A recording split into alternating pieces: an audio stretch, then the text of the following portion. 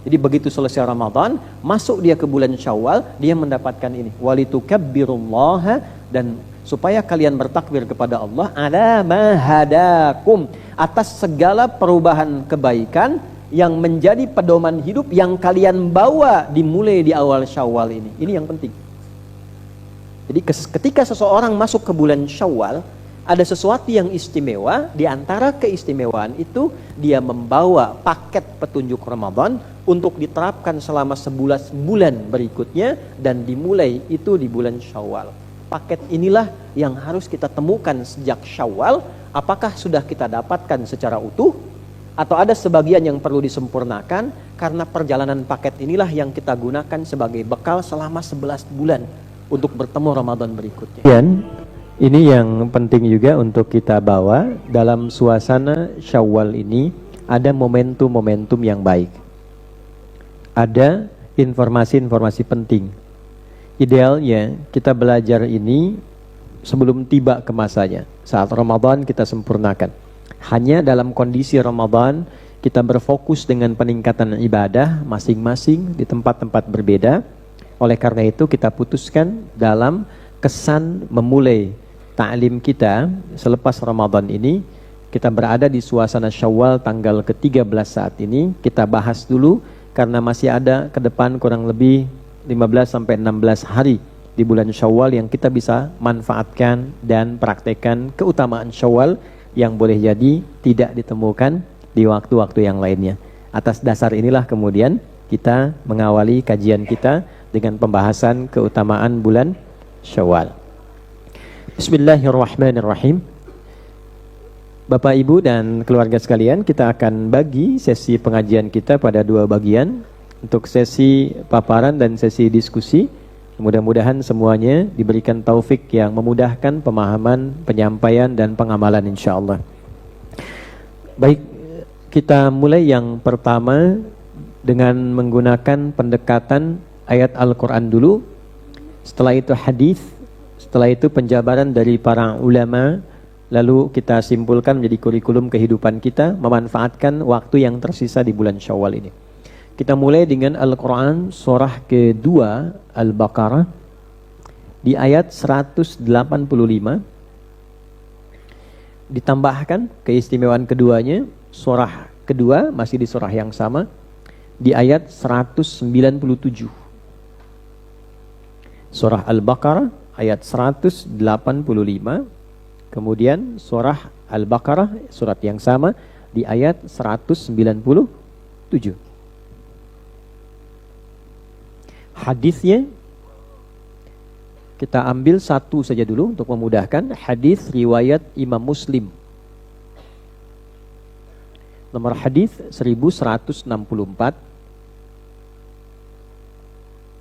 Jika ada perbedaan nanti dalam nomor karena mungkin cetakan atau versi ringkasan, rawinya saja, periwayatnya dari sahabat Abu Ayyub Al-Ansari. Abu Ayyub Al-Ansari radhiyallahu ta'ala anhu. Nanti kita bahas ya, dari Nabi SAW. Baik, mari kita mulai. Al-Baqarah ayat 185. Bismillahirrahmanirrahim. Syahrul Ramadan alladzi unzila fihi al-Qur'an hudan lin-nasi wa bayyinatin minal huda wal furqan. Faman shahida minkum ash-shahra falyasum wa man kana maridan aw 'ala safarin fa'iddatun min ayyamin ukhra. Yuridullahu bikumul yusra wa la yuridu bikumul usra wa litukmilul 'iddata wa litukabbirullaha ala ma hadakum wa la'allakum tashkurun.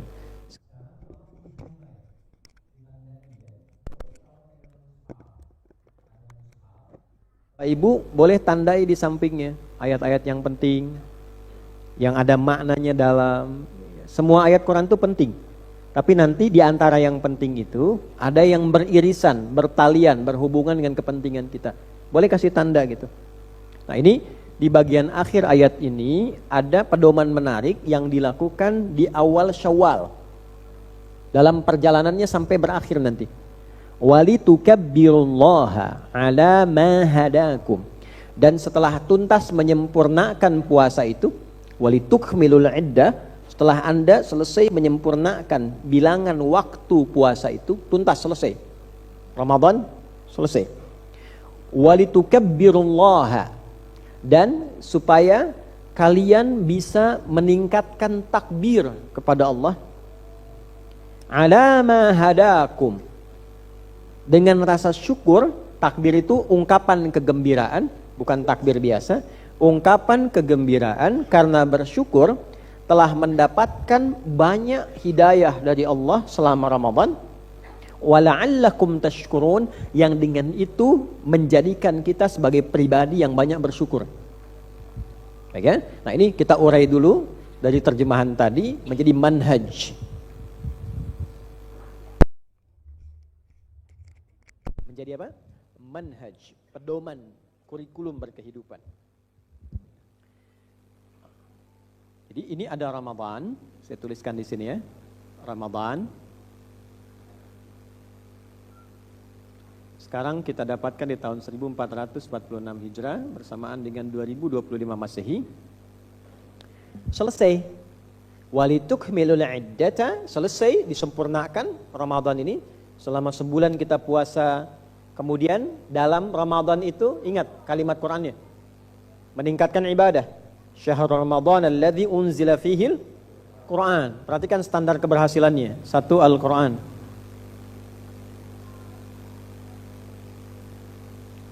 Hudan linnas wa bayyinatin minal huda wal furqan. Standar keberhasilan kita berinteraksi dengan Al-Qur'an selama Ramadan adalah ini memiliki kejelasan, petunjuk yang jelas.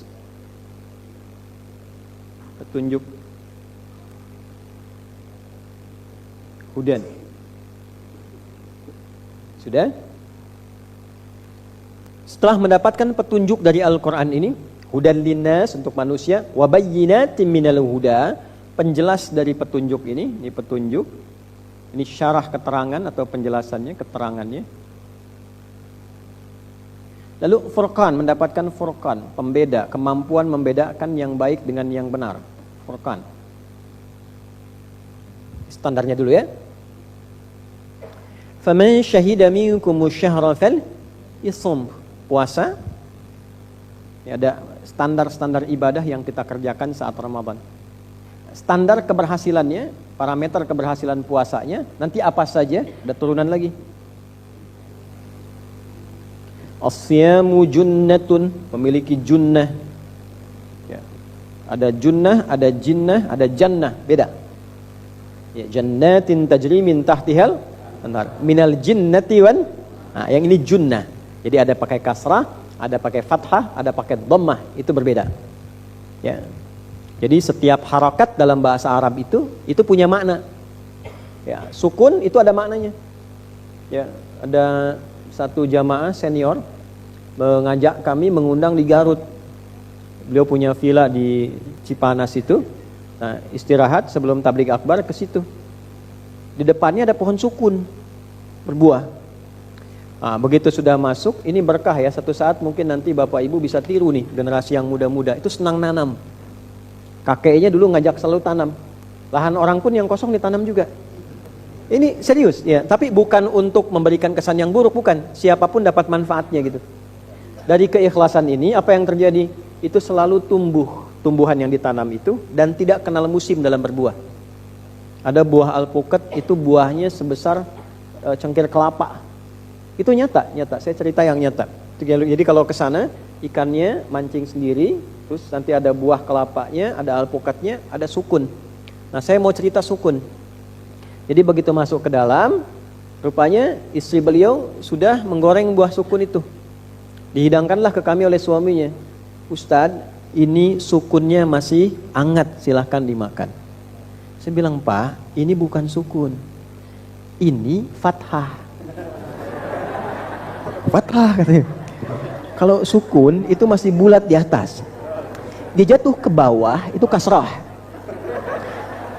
Ibu goreng, buka-buka, terbuka, ini fathah. Kalau Bapak kumpulkan, ini dhammah. Saya kan canda, tapi ada ilmunya maksudnya kan. Saya pikir berhenti di situ, rupanya dibawa nampan itu ke belakang. Dia bilang sama istrinya, "Mah, kata Pak Ustadz, ini bukan sukun. Jadi apa Pak? Fathah." Dah, sini lagi ya, ini Junnah. Ini ada kisah berkesan dulu ya. Gak apa-apa, ada 165 hadis tentang canda Nabi. Tapi canda yang tidak dusta, ya. Nah, sini, ini ada Junnah. Kemudian dari Junnah ini muncul perubahan islah. Fala yarfus wala yajhal wa in imru'un syatamahu aw qatalahu falyaqul inni sha'imun. Ya, walladzi nafsi biyadihi la khulufu famis sha'imi atyabu 'indallahi, ada hadis lain yaumal qiyamati min rihil miski. Yatruku ta'amahu wa syarabahu wa syahwatahu min ajli as-siyamu li wa ana ajli bihi wal hasanatu bi asyri amthaliha. At-taqarrub ila Allah, taqarrub yang terakhir. Faman kana maridan aw ala safarin fa'iddatu min ayamin ukhra. Ke sini. Yuridullahu bikumul wala yuridu bikumul usra. Nah, ada fleksibilitas, kemudahan dalam hidup. Sifat optimis yang memudahkan. Bukan memudah-mudahkan, tapi selalu menghadirkan sifat optimis yang membawa solusi. Indahnya begini, solusi aja. Karena kata yusrun dalam Al-Quran itu disandingkan dengan solusi atas persoalan-persoalan yang mendera. Inna ma'al usri yusra. Inna ma'al usri yusra. Nah, itu setiap ada masalah selalu ada solusinya. Jadi kalau sedang ada persoalan hidup, yakinkan pada diri kita, katakan ini pasti selesai. Ini pasti ada masalah solusinya. Ada solusinya. Yakinkan pada diri kita. Itu rumus dalam Al-Quran. Nanti kita uraiin ya. Nah, kemudian setelah pelatihan ini selesai, walitukmilul iddata, begitu selesai Ramadan ini, kita ukur ini. Nah, inilah bentuk hidayahnya, akumulasi hidayah. Disebut hudan. Walitukabbirullaha ala ma hadakum wa la'allakum tashkurun. Dan supaya ketika Ramadan itu selesai, kalau Ramadan selesai, berarti masuk hari baru kan? Bulan baru kan? Nah, masuk hari tanggal 1, hari baru, bulannya apa? Syawal. Nah, jadi tanda orang masuk ke bulan Syawal itu diiringi peralihannya dengan takbir, walitukabbirullaha. Ada takbir di sini. Karena itulah kemudian setelah Ramadannya tuntas, kemudian setelah sidang isbat diumumkan, kan besok akan 1 Syawal, Idul Fitri. Maka sejak ditetapkan kemudian selesai Ramadan, bukankah kita bertakbir? Allahu Akbar, Allahu Akbar, Allahu Akbar. Nah, dalam takbir itu nanti ada beragam rasa dalam jiwa. Ya, takbirnya keluar sama kalimatnya, tapi rasa dalam jiwa yang mengiringi kalimat takbir itu bisa berbeda. Ya, ada takbir yang ikut takbir aja, tapi kejiwanya nggak ada rasa. Allahu Akbar, Allahu Akbar, Allahu Akbar, ya kan? Nah, ada yang penggembira, ya bergembira aja, takbir gembira. Ya, nggak dilarang gembira. Allahu Akbar ya. Nah, ada yang pakai bedug, ada yang pakai macam-macam gembira. Nah, di antara sekian yang bergembira itu, yang meningkatkan syukurnya kepada Allah, ada takbir yang menggunakan rasa pada jiwanya. Jadi bertakbirnya itu ada rasa perubahan pada jiwa. Apa rasa yang dimaksudkan ini? Ala ma hadakum. Ini poinnya. Jadi begitu selesai Ramadan, masuk dia ke bulan Syawal, dia mendapatkan ini. Walitukabbirullaha, dan supaya kalian bertakbir kepada Allah ala ma hadakum, atas segala perubahan kebaikan yang menjadi pedoman hidup yang kalian bawa dimulai di awal Syawal ini. Ini yang penting.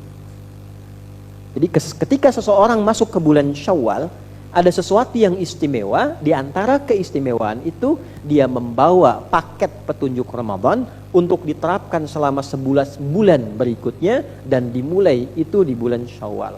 Paket inilah yang harus kita temukan sejak Syawal. Apakah sudah kita dapatkan secara utuh, atau ada sebagian yang perlu disempurnakan? Karena perjalanan paket inilah yang kita gunakan sebagai bekal selama 11 bulan untuk bertemu Ramadan berikutnya. Ini yang akan menjaga kita, yang akan membimbing kita, yang akan membersamai kita supaya tetap benar merasakan aura Ramadan dan ketaatan yang benar selama mengarungi perjalanan 11 bulan. Karena itu intinya praktek Ramadan itu di 11 bulan berikutnya. Ya, jika itu bisa kita dapatkan, kita rasakan, akan terjadi perbedaan pada diri kita yang membuat diri kita itu lebih bersyukur kepada Allah. Itulah rahasianya kenapa di akhir ayatnya dikatakan wala'allakum tashkurun. Supaya dengan perubahan ini engkau merasakan rasa syukur mendalam dan diekspresikanlah itu semua dengan ucapan, tindakan, perilaku yang menunjukkan terima kasih kepada Allah Subhanahu wa taala. Jelas sampai sini? Belum saya uraikan ya. Ini kita uraikan dulu. Kalau sudah jelas mari kita akhiri pertemuan kita. Itu dulu ya. Ini ilmunya agak langka. Jadi jarang dibahas untuk ini sehingga kita fokuskan dulu agar ada pembekalan yang lebih optimal. Baik, mari kita urai satu-satu. Kita temukan dulu ya, dampak dari puasa yang ditunaikan ini, kita temukan nanti jadi manhaj. Manhaj itu yang penting, kurikulumnya dibawa. Ya. Jadi bukan jadi kenangan, Ramadan itu bukan kenangan. Ya, Ramadan itu dasar petunjuk awal yang melatih kita memiliki satu bimbingan yang kita bawa selama 11 bulan. Yuk kita mulai dari yang pertama. Syahr Ramadan alladzi unzila fihi al-Qur'an. Yang pertama, paket Ramadan itu memiliki paket khusus terkait dengan Al-Qur'an. Oleh karena itu kita dalam Ramadan berinteraksi banyak dengan Al-Qur'an. Ada yang menghatamkan bacaan Al-Qur'an, murajaah Al-Qur'an. Ada yang mengkaji Al-Qur'an. Macam-macam, kan 3 bidang. Jadi dengan Quran itu ada 3, ahli Quran itu ada 3 jenis. Ada berapa jenis? 3 ya. Ada yang ahli baca. Ya, ahli baca. Dia ingin baca dari mulai jenjang ingin bisa baca sampai lancar baca. Dan menariknya, Nabi itu mengapresiasi tinggi bahkan dari tahap awal baca. Jadi orang yang ingin bisa baca Al-Quran itu diapresiasi oleh Nabi. Saking tingginya, itu Nabi katakan bisa dapat potensi pahala 2 kali lipat dari yang lancar. Ya, walladzi yatata'ta wa huwa syaqqun 'alaihi, dan orang yang ingin bisa baca Quran dan dia baca terbata-bata. Ada yang terbata-bata, tertembok-tembok, ya macam-macam lah pokoknya itu. Bersusun ya. Ya. A'udzu billah. Yang lain lancar, dia masih bertahap itu. Ya. Maka kata Nabi, falahu ajran, dia mendapatkan 2 pahala. Inilah pentingnya belajar ilmu, jangan dari terjemah, supaya tidak salah menyimpulkan. Wah, lancar 1 pahala nih. Belum lancar 2, ya udah nggak lancar aja gitu kan. Nah, itu keliru. Ya, maksudnya begini, pahala dia ingin berusaha itu 1. Ketika dia baca hurufnya 2. Dan 2-nya itu bukan begini, 1, 2, tidak begitu. Setiap hurufnya 10. Jadi berbahagialah kalau ada guru yang ketat, itu bahagia. Ya, karena kenapa? Selain membuat kita benar dalam membaca, dan dia mengantarkan kita mendapat akumulasi pahala yang banyak. Jadi kalau dapat guru bu yang ketat ini, harus bahagia, syukur sama Allah. A'udzu bu, ulangi. A'udzu, dikit, tidak hanya sedikit. Jangan kekencengan. A'udzu. Berapa huruf tuh? Hamzah, ain, wawu, dzal. Diulang sampai 3 kali. 4 kali 10 kali 3. Kan? Ternyata zu-nya belum betul. Ya, zu, bu, pekan depan kesini lagi. Bayangin, 1 jam datang ke tempat ngaji, cuman buat a'udzu, pekan depan balik lagi. Saya tanya ibu, datang lagi nggak? Nah, enggak tuh. Nah, berarti belum pas tadi saya sampaikan ya. Ya, nah, itu kalau begitu syukuri. Kalau kita capaiannya hanya ingin langsung dibenarkan, ya, nah, biasanya targetnya nggak tercapai dengan baik. Guru yang benar itu mengajar dengan benar. Kalau bisa mengajarkan yang benar, jangan menoleransi yang salah. Itulah sebabnya dulu adanya tajwid, tahsin belum ada. Karena tajwid itu membaca dengan baik dan benar. Karena ada sebagian yang menoleransi, dibiarkan, akhirnya ketika baca lancar, bagus, tapi ada yang keliru, muncullah tahsin perbaikan. Dulu kami belajar itu, saya ngambil salah satu riwayat tuh waktu di Libya itu. Begitu berangkat, alhamdulillah masih agak mendingan, Al-Fatihah, Al-Baqarah 5 ayat. Udah pakai taksi, berangkat kurang lebih 20 menit sampai di tujuan, Al-Fatihah, Al-Baqarah 5 ayat. Ya Bunai, nanti kesini lagi ya, pekan depan, nanti kesini lagi. Alhamdulillah, teman ada yang baru bismillah, pekan depan suruh balik lagi. Ternyata guru yang baik itu kayak kita tes TOEFL kan. Dicek lisannya sampai mana, yang kurang huruf apa, ditemukanlah masalah di lidahnya. Dan hebatnya Al-Quran, setiap hurufnya itu mendidik bagian dari tempat keluar suara supaya benar. Saya ambil contoh gini, kalau kita benar 20 ayat pertama, kesananya mudah. Sampai ke ayat 71, benar di situ, kesananya lebih mudah. Ya, tinggal gharib muskilah, tinggal yang alaihi jadi alaihu, ana, kapan dibaca panjang, kapan dibaca pendek, tinggal yang itu. Yang lainnya lebih gampang, karena cara pengucapan huruf dan sifatnya sudah benar.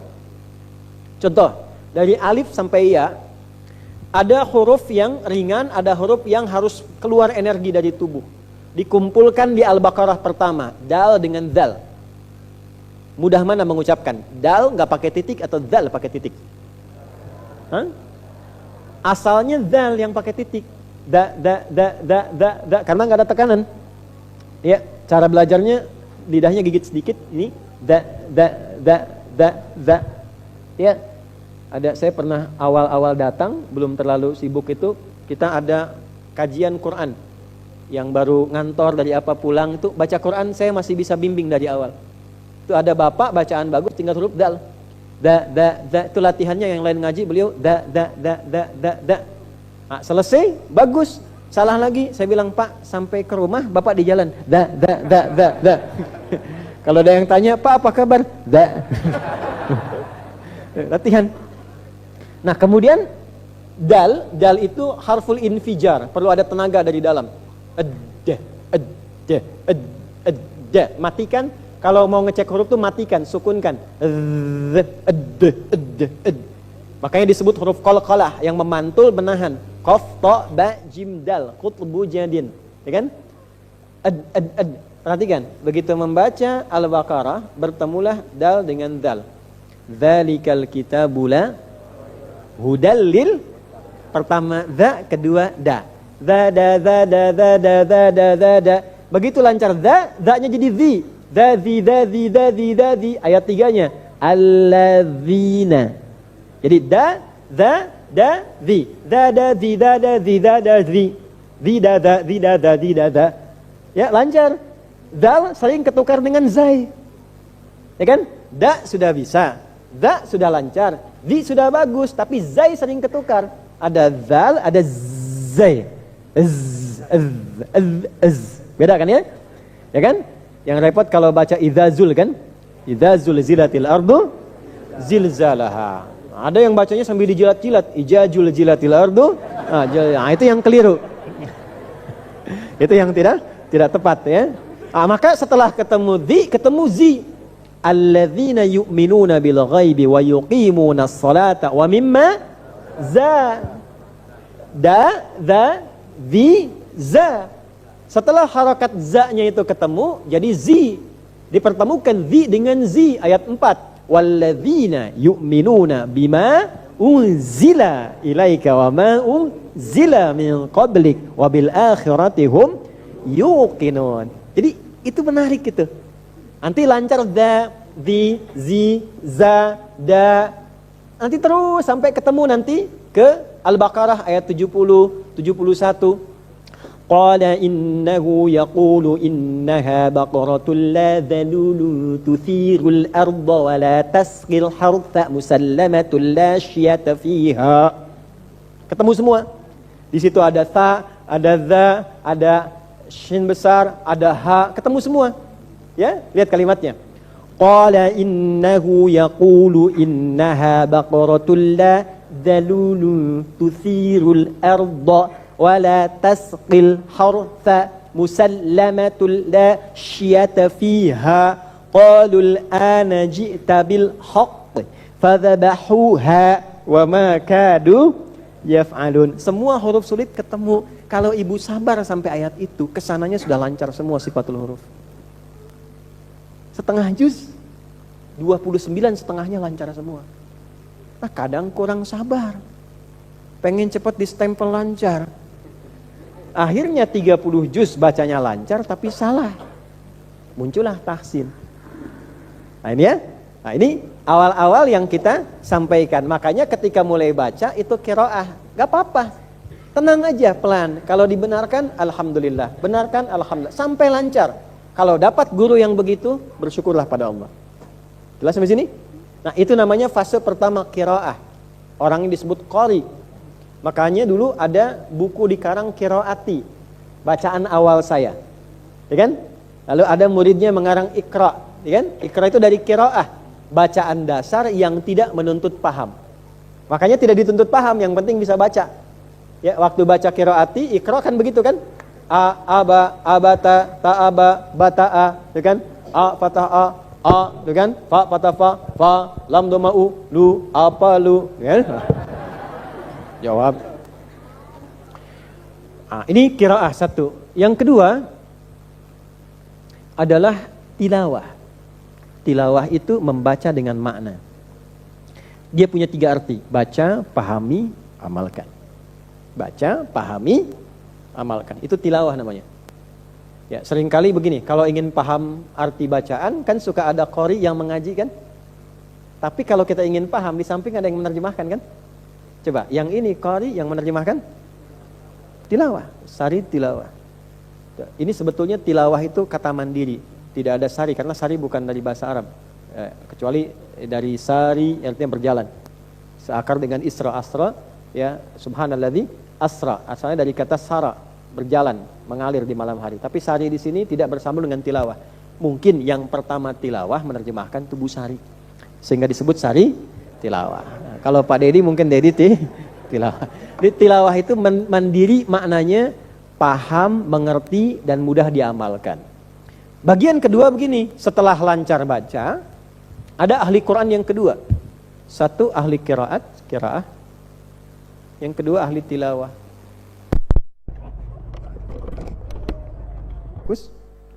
Dia mengeluarkan kurikulum Al-Quran. Cara tilawah itu yang efektif begini, ada 2 cara. Satu, dia mengeluarkan kurikulum Al-Quran yang topik atau temanya sesuai dengan kebutuhan dan pilihan hidupnya.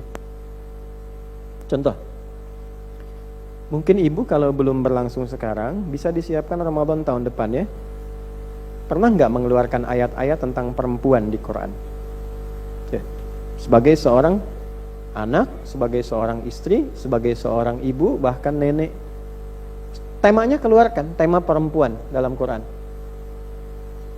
Terus keluarkan ayat-ayatnya, dalami tentang sifat perempuan bagaimana, dari ujung kepala sampai ujung kaki. Apa fungsi pendengaran? Mendengar, iya, tapi beda mendengar laki-laki dengan perempuan itu seperti apa? Kenapa perempuan disebut mar'ah, imro'ah? Kenapa kalau banyakkan disebut nisa? Itu ada rahasianya. Kenapa ditekankannya menjaga rumah tangga dan kehormatan rumah tangga pada perempuan, bukan laki-laki? Padahal kan sama-sama menjaga. Saya sebagai pria, laki-laki, suami kita, para ayah kan harus menjaga, ya, keadaan rumah tangga kita, keluarga kita. Tapi dijaganya itu ternyata lewat apa? Lewat pekerjaan. Makanya di Quran surah keempat, ya, surah An-Nisa di ayat ke-34, laki-laki ketika disebutkan itu dengan nafkahnya dulu. Ar-rijalu qawwamuna 'alan nisa bima faddalallahu ba'dahum 'ala ba'dhin wa bima anfaqu min amwalihim. Kenapa unsur pekerjaan yang disebutkan? Karena semua yang dikerjakan laki-laki di luar itu dampaknya akan sangat berdampak pada keluarganya. Dapat harta dari yang halal, dipakai, dimasak oleh istri, kemudian disebarkan ke seluruh anggota keluarga, maka yang halal itu akan menggerakkan semua bagian tubuh kita dengan energi positif menjadi amal soleh. Ya, makanya kalau ada berbuat salah, mata salah lihat, coba dicek yang dimakan itu benar nggak? Ya, kalau kata-kata sering berkata yang tidak baik, coba dicek pertama kali makanannya yang masuk benar tidak? Itu yang pertama dilihat apa? Kinerja dari laki-lakinya. Sebaliknya ketika melakukan tindakan yang jelek, keluarga dapat. Sering saya ingatkan di berbagai kesempatan, kalau bekerja dan berpikir ingin berbuat yang tidak baik, tolong jangan pikirkan diri sendiri, pikirkan keluarga. Anak-anak, istri. Sebab ketika suami berbuat salah dalam pekerjaan di luar, itu yang kena keluarganya juga. Yang korupsi itu misalnya ex bapak tertentu, yang dibully itu anaknya, Pak. Yang kena itu istrinya. Yang dipertontonkan orang tuh rumah ibunya. Pengen tahu nggak koruptor yang kemarin begini? Ini rumahnya nih, ini rumah ibunya nih. Apa salah ibunya dengan itu? Apa salah anaknya yang tidak pernah mengetahui tentang perbuatan itu? Karena itu kalau ingin berbuat sesuatu yang tidak baik, baru terfikir, ingat, bawa suasana kekeluargaan itu. Itu yang mencegah kita berbuat yang tak bagus. Itulah sebabnya kenapa kadang-kadang di meja kerja itu Pak suka ada foto keluarga. Ya. Ada seorang presiden di negara Afrika, dia masih muda tuh. Ya, beliau katakan begini, dalam pengarahan kepada staf-stafnya, Bapak Ibu semuanya tak penting ada foto saya dipajang.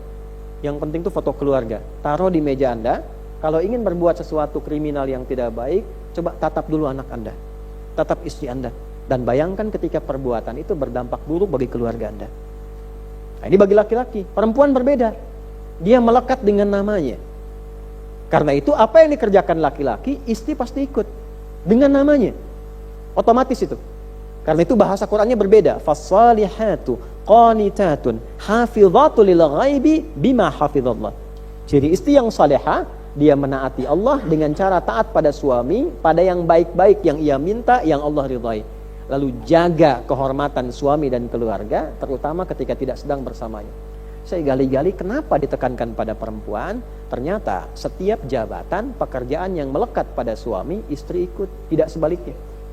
Tidak sebaliknya. Bapak, suami bupati, istrinya ibu bupati. Bapak camat, istrinya ibu. Kalau istri bupati, bapaknya nggak akan disebut bapak bupati. Kalau istrinya yang perempuan camat, nggak akan mungkin jadi bapak camat suaminya. Tapi kalau suaminya RT, ibunya ibu RT. Otomatis. Bahkan bisa lebih RT daripada suami kan, kadang-kadang gitu.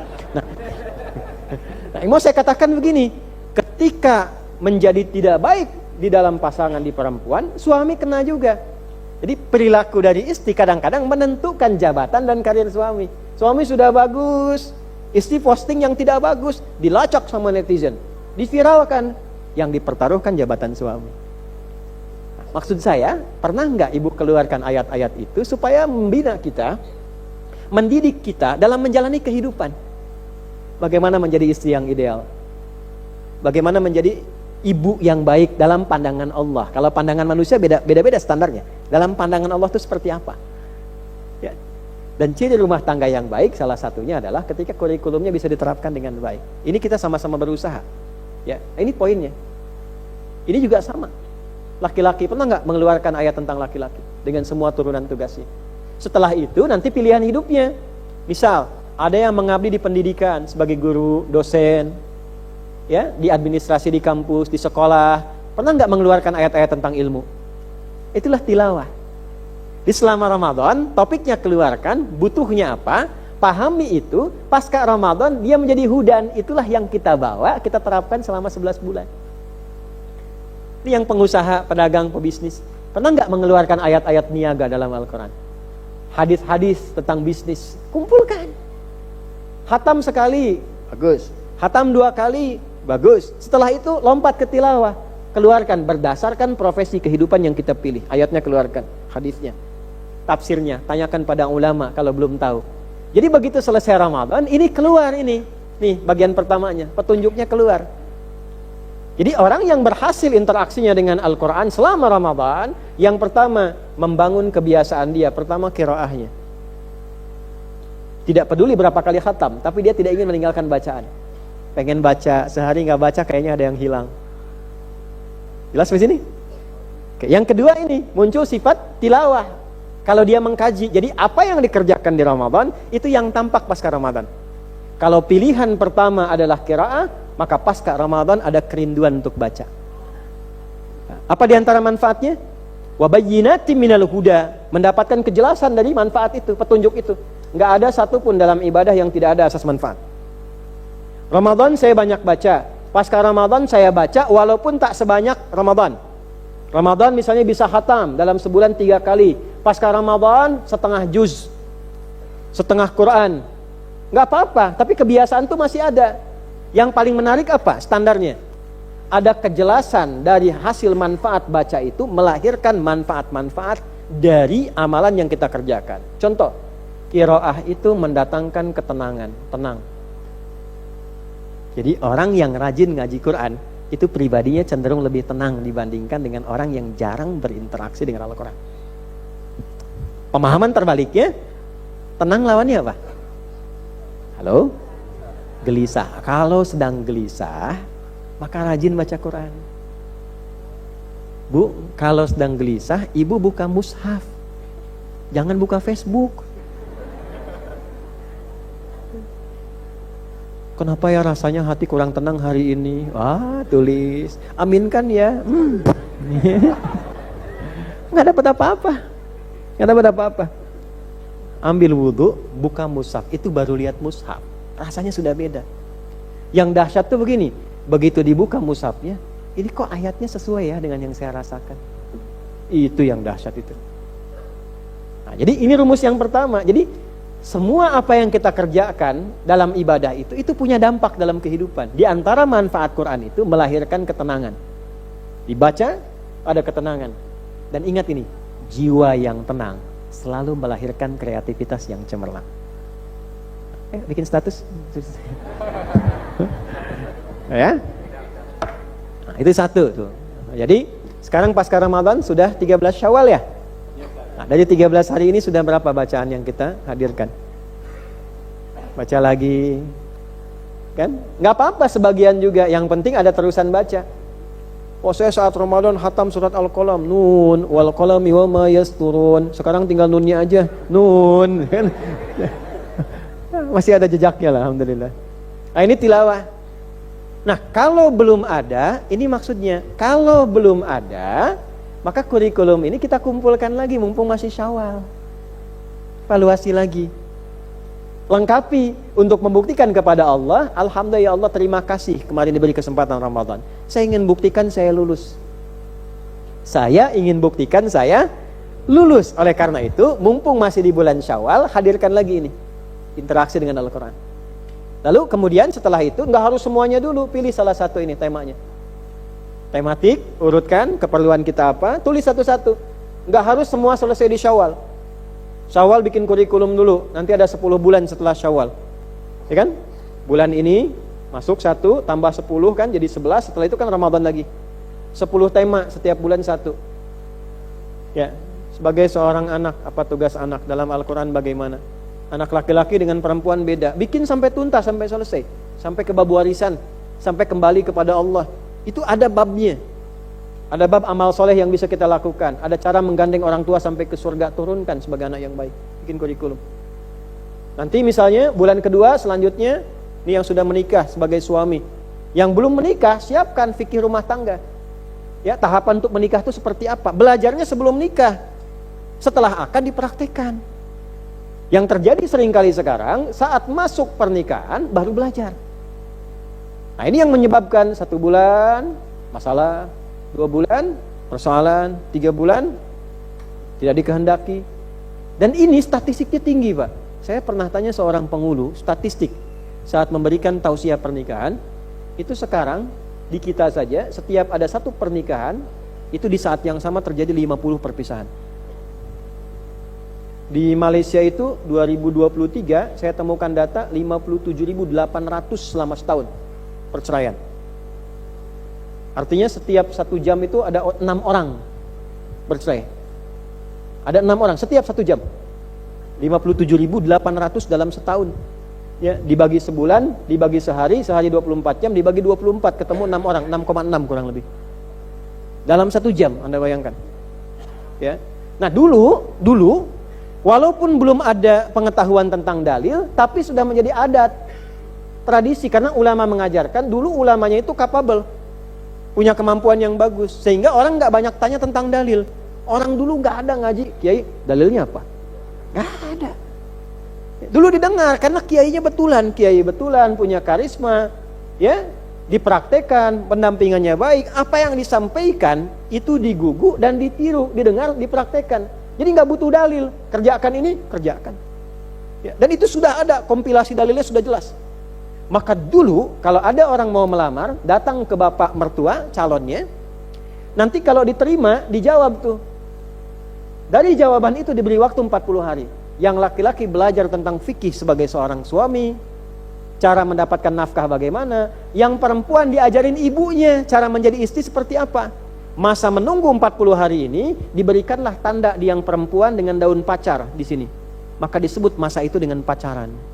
Diberikan tanda daun pacar di kukunya, dididik selama 40 hari supaya saat berumah tangga siap berumah tangganya. Itulah pacaran. Jadi bukan sebeca berdua, seakan beca milik berdua, si amang beca nggak ada. Sehingga awet rumah tangganya, dulu awet kan? Ya. Walaupun bertengkarnya seru-seruan. Ya. Walaupun kemudian ada perbedaan pendapat, setelah itu nyaman aja, jalan terus. Awet, nyaman, tenang. Ya, rumah biasa-biasa. Ngaji juga suara, nggak banyak lagu, tenang gitu. Tapi di setiap keheningan malam, remang-remang, lampu semprong, ada suara ngaji. Ya, setelah itu yang suami pulang dari sawah, macam-macam dan seterusnya, indah gitu suasana-suasana itu. Ya, Gen Z nih harus belajar ya. Dulu tuh banyak sekali permainan-permainan itu semua kognitif terlatih gitu, bergerak dan seterusnya. Kadang rindu suasana-suasana seperti itu tuh. Nah, ini poin-poin yang kita dapatkan, itulah tilawah. Nanti yang sudah tilawah itu dinaikkan ke hafalan, hifdz, dibawa, disimpan pedomannya di dalam jiwa kita, dipraktekkan pada seluruh anggota tubuh kita. Itulah hafalan. Maka muncul yang ketiga namanya hifdz. Hifdz itu menggabungkan qiraah dengan tilawah sekaligus. Hafalan Quran ini, hafalan yang baik tuh ini, hifdz.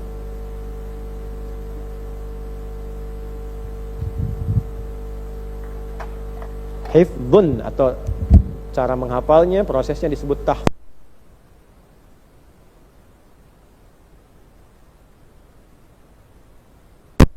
sehingga apa yang dihafalkan itu membawa perubahan pada diri. Itu yang dimaksud Quran surah ke-35 Fatir di ayat ke-32 sampai 33. Thumma awrathnal kitaba alladhina istafayna min ibadina faminhum zalimun li nafsi wa minhum muqtasid wa minhum sabiqun bil khairati biiznillah. Di antara para ahli Quran, kami wariskan Al-Quran itu ada 3 tipe. Tipe yang zalim pada dirinya sendiri. Dia hafal Quran, tapi Qurannya tidak dipraktekkan dalam hidup, tapi digunakan, maaf ya, untuk menyimpang dari petunjuk Quran. Dia hafal qul huwallahu ahad, tapi lisannya bisa berkata semua agama sama, menuju pada Tuhan yang sama, cuma caranya beda-beda. Kan bertentangan dengan kalimat qul huwallahu. Nah, itu zalimul li nafsi. Ada yang kedua, wa minhum muqtasid, paket hemat, baru untuk dirinya, tapi belum ada perubahan yang bisa dijadikan contoh oleh orang lain. Cirinya bagaimana? Ini bagus level kedua ini, tapi masih standar dasar. Ya, menghafal, baca Quran, mojok-mojok, dinding masjid, di tiang-tiang masjid, ngulang-ngulang. Pak, kayaknya bacaannya bagus, ada jadi imam lah. Belum saatnya saya, Pak. Saya masih mengulang, masih pemula. Nah, itu muqtasid, paket hemat. Ya, paket untuk pribadi, belum untuk yang lain. Yang ketiga, nah ini yang utama, sabiqum bil khairati biiznillah. Orang yang walaupun hafalnya sedikit, tapi hafalan itu membawa perubahan kebaikan bagi dirinya. Hafalannya nggak banyak, cuman 1 ayat hafal. Ayat tentang lisan misalnya, dia hafal 1 ayat aja. Ya ayyuhalladzina amanu la yasraqu min qaum. Hei orang-orang yang beriman, jangan saling mencela. Maka dia jaga lisannya untuk tidak mudah mencela orang lain. Nah, itulah hafalan Quran yang baik. Dia hafal Qurannya, misalnya wal 'asr innal insana lafi khusr illa alladzina wa 'amilus wa tawassaw bis. Maka dari hafalan surat yang kelihatan pendek ini, dia mencoba tampil lebih baik. Saya orang beriman, berarti iman saya harus berbuat saya lebih baik, amal soleh. Maka dia bicara yang soleh. Ketika yang mau dia katakan tidak soleh, dia tahan lisannya. Nah, itu perubahan dari hifdz. Nah, hafalan seperti inilah yang dibenarkan dari Quran. Sekarang, dari apa yang dihafal selama Ramadan, apa yang dibaca, apa yang ditilawahi, berapa yang telah membawa perubahan pada hidup kita. Ini yang dikoreksi selama Syawal. Karena itu ada yang menafsirkan katanya meningkat. Ya, asalnya zaman jahiliyah nama Syawal sudah ada. Sudah ada. Ya, maksudnya apa? Syawal ini meningkat dulu, meningkat jumlah penduduk karena persiapan haji, banyak orang datang ke wilayah Mekah sehingga jumlah penduduk di Mekah meningkat. Nama ini dipertahankan dengan makna berbeda setelah masa Islam. Namanya tetap Syawal tapi menunjuk peningkatan dari nilai kebaikan yang dilatih selama Ramadan. Makanya banyak penceramah mengatakan, Bapak Ibu, hari ke-10 namanya Syawal. Ini menunjukkan kalau Ramadan kita itu berhasil, salat kita meningkat. Kemudian baca Quran kita meningkat, ibadah kita meningkat. Benar. Tidak keliru, benar. Dan dalam peningkatan itu ada perubahan pada perilaku kita. Jadi kalau salatnya meningkat, tapi juga tidak berubah, ini masalah. Meningkat kuantitasnya, tapi bersamaan dengan itu peningkatannya dari nafsu. Hati-hati, ada loh yang meningkat dari nafsu itu ada. Ya, contoh misalnya, ini kan nanti mau musim haji umrah ya. Ada yang hobinya umrah, ada. Ya, apakah keliru berkali-kali? Tidak. Tapi dicek ada, membawa perubahan tidak pada kehidupan. Kalau berangkat umrahnya hanya untuk pasang status, alhamdulillah bulan ini berangkat lagi ya. Nah, kan? Nah, berarti ada yang perlu dikoreksi. Ya kan? Atau berangkatnya tiap pekan, tapi tetangga itu masih ada yang kesulitan. Maka ada yang perlu dikoreksi. Ya, kita yang tahu doakan, bukan mencela. Doakan supaya dilembutkan hatinya, terarah dengan kebaikan.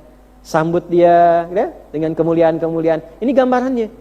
Nah, jadi ini bagian pertama, walitukabbirullaha ala ma hadakum. Kita memperbanyak takbir di awal Syawal.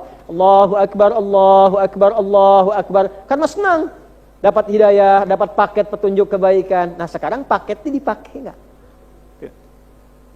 Anda dikasih telepon, ada paketnya di situ, nggak pernah dipakai, nggak bisa komunikasi kan? Ya kan? Ada handphonenya, tapi nggak ada datanya. Terus dikasih paket data, tapi nggak dipakai, nggak berfungsi juga handphonenya. Ya kan? Maka apa yang harus dilakukan? Paket yang kita pilih saat Ramadan dari terkait dengan fungsi Quran ini, yuk gunakan dalam hidup. Kemudian wabayinat, lihat penjelasnya, manfaatnya apa? Ini kalau saya baca ada ketenangan. Kalau saya tilawah, paham artinya, maka ditambahkan pahala yang kedua, bukan cuma tenang. Ya, perhatikan hadisnya. Ini di hadis Muslim. Majtama'a qaumun fi baitin min buyutillahi yatluna kitaballah wa yatadarasunahu bainahum illa ghasyiyatuhum rahmah wa nazalat 'alaihimus sakinah wa haffathumul malaikah wa dzakarahumullahu fi man 'indah. Tidaklah orang kumpul rajin tilawah. Orang-orang kumpul berarti kalau mau tilawah, kalau bisa jangan sendirian. Jadi nggak ada makna Quran yang bisa dipahami sendirian. Tanya. Nah kalau sudah, yang kedua bisa diterapkan dalam konteks yang berjamaah. Misal di keluarga, tilawah satu lingkup keluarga. Ayah, ibu sama anak-anak bahas satu surat. Kalau anak-anak nggak harus selalu serius. Lihat anaknya usia berapa. Anak TK main tebak-tebakan, tilawah. Nanti isi dengan makna. Ya. Siapa adik raja yang mau menghancurkan Ka'bah waktu itu? Abraha, betul. Nah, kasih biskuit. Ya. Setelah itu bagaimana? Dihancurkan oleh Allah. Sama apa? Burung ababil. Betul. Di surat apa itu? Al-Fil. Kasih 10.000. Nah, dia jahat tidak? Jahat. Nggak benar tidak? Tidak benar. Nah, kalau berbuat jahat itu akibatnya nanti akan tidak baik. Allah tidak suka. Pekerjaannya akan gagal, kehidupannya akan gak bagus, dan orang menyebutnya sebagai orang jelek. Mau tidak berbuat tidak baik? Tidak mau. Nah, karena itu sama bunda harus baik ya. Sama ayah harus baik ya. Udah tos semua, tos. Salaman, main lagi. Simpel aja. Tapi kan kalau sudah kuliah gak mungkin begitu kan? Siapa raja yang maju? Lah, bosan. Evaluasinya beda tingkatan. Itulah indahnya Quran itu begitu. Kalau sudah dengan Quran itu gak bisa berhenti itu. Enak, selalu ada yang baru. Selalu ada yang. Kemudian wabayinati minal huda wal furqan. Jadi pembeda. Jadi setelah ngajinya benar, itu bisa bedakan mana yang baik, mana yang gak baik. Ya. Itu sendal bagus, itu gak bagus. Tapi yang bagus itu gak jadi baik kalau dipakai oleh kita, tapi bukan punya kita. Ya. Di pekerjaan, iya gaji besar itu bagus. Tapi mengambil besar yang bukan punya hak kita, itu gak bagus. Nah, orang yang sudah belajar Quran selama Ramadan, dia punya furqan dalam dirinya. Sama saya juga udah furqan, Ustadz, bukan itu, ya. Pembeda. Bukan nama, tapi ada rasa untuk membedakan cenderung pada yang lebih baik. Jelas sampai sini? Oke. Nah, sekarang sampai hari ke-13 di Syawal, berapa dari 3 ini yang sudah didapatkan? Ada kurikulum yang jelas? Ada manfaat yang bisa didapatkan? Kemudian yang terakhir, ada pembeda yang membimbing dalam kehidupan. Kalau belum ada, sampai sekarang, belum terurut, urutkan. Mumpung masih hari ke-13, bikin temanya sendiri.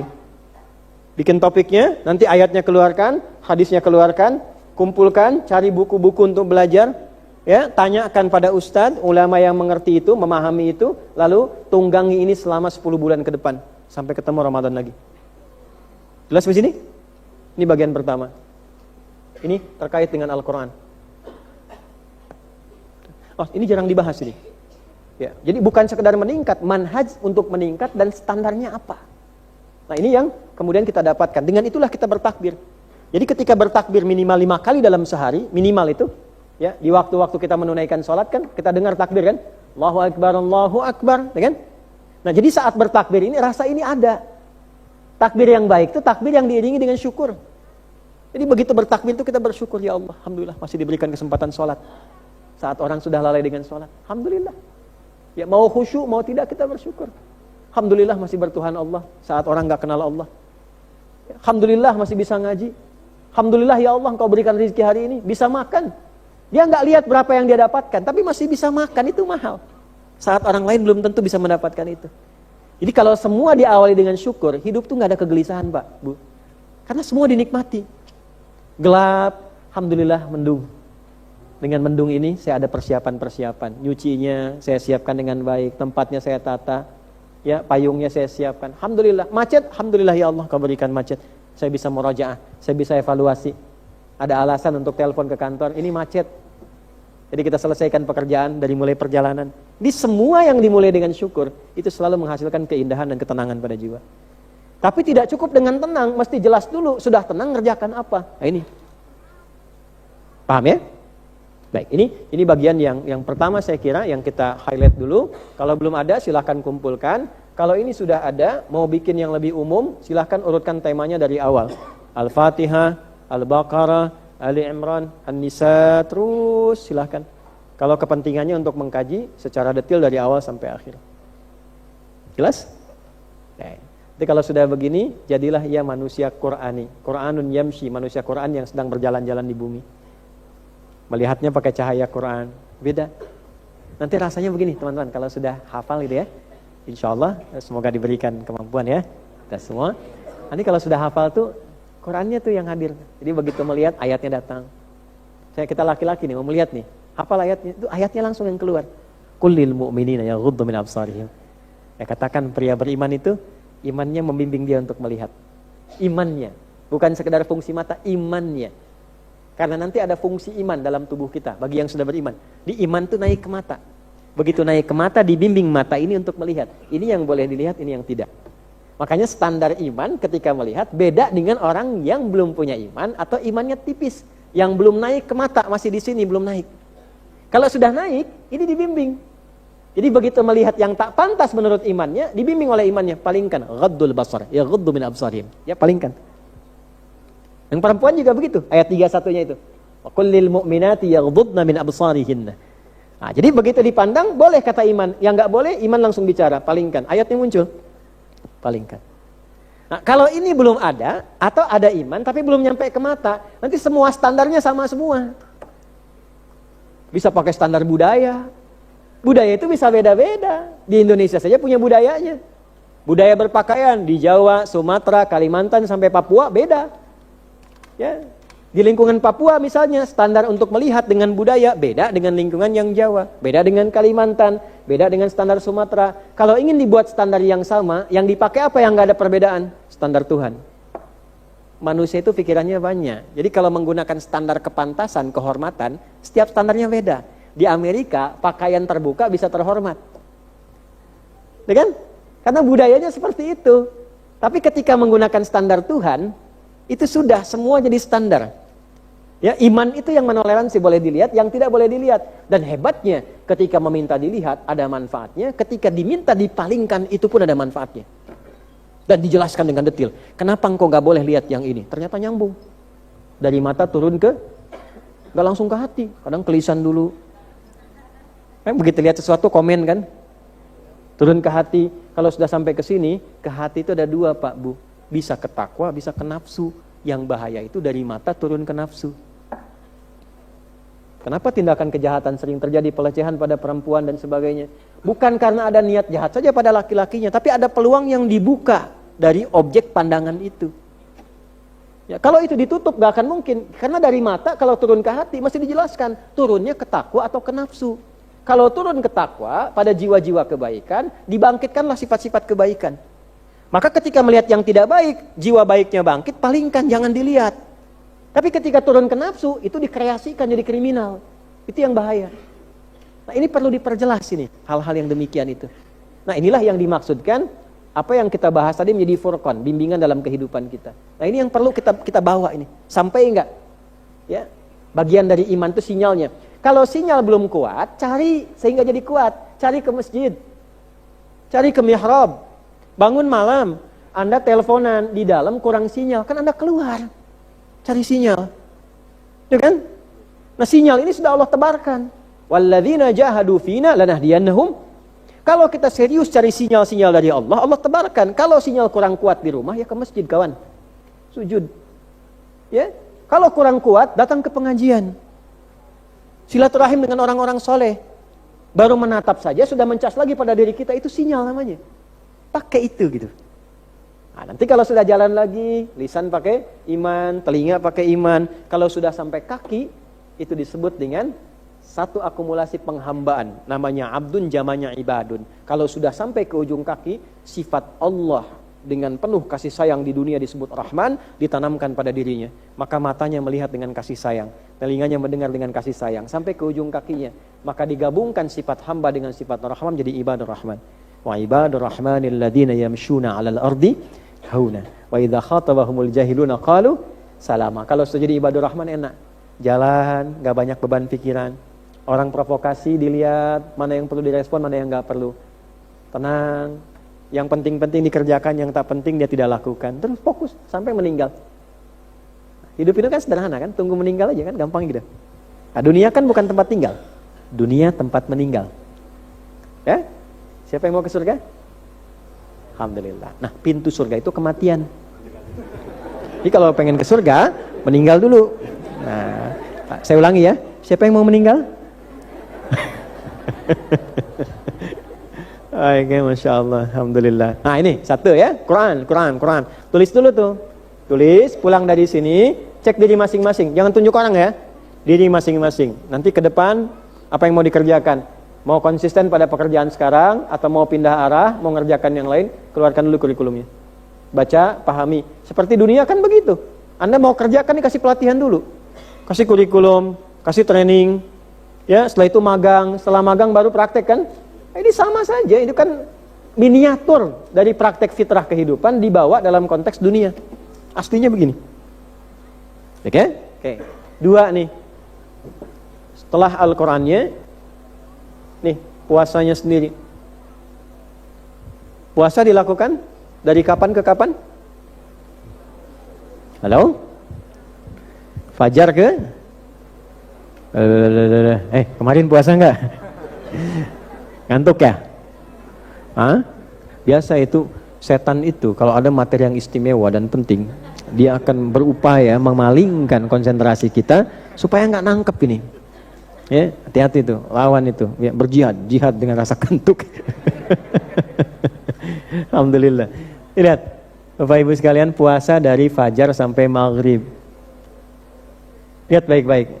Coba kita jeli melihat ya. Bukankah dari subuh sampai maghrib itu umumnya kebanyakan aktivitas yang kita kerjakan? Coba lihat.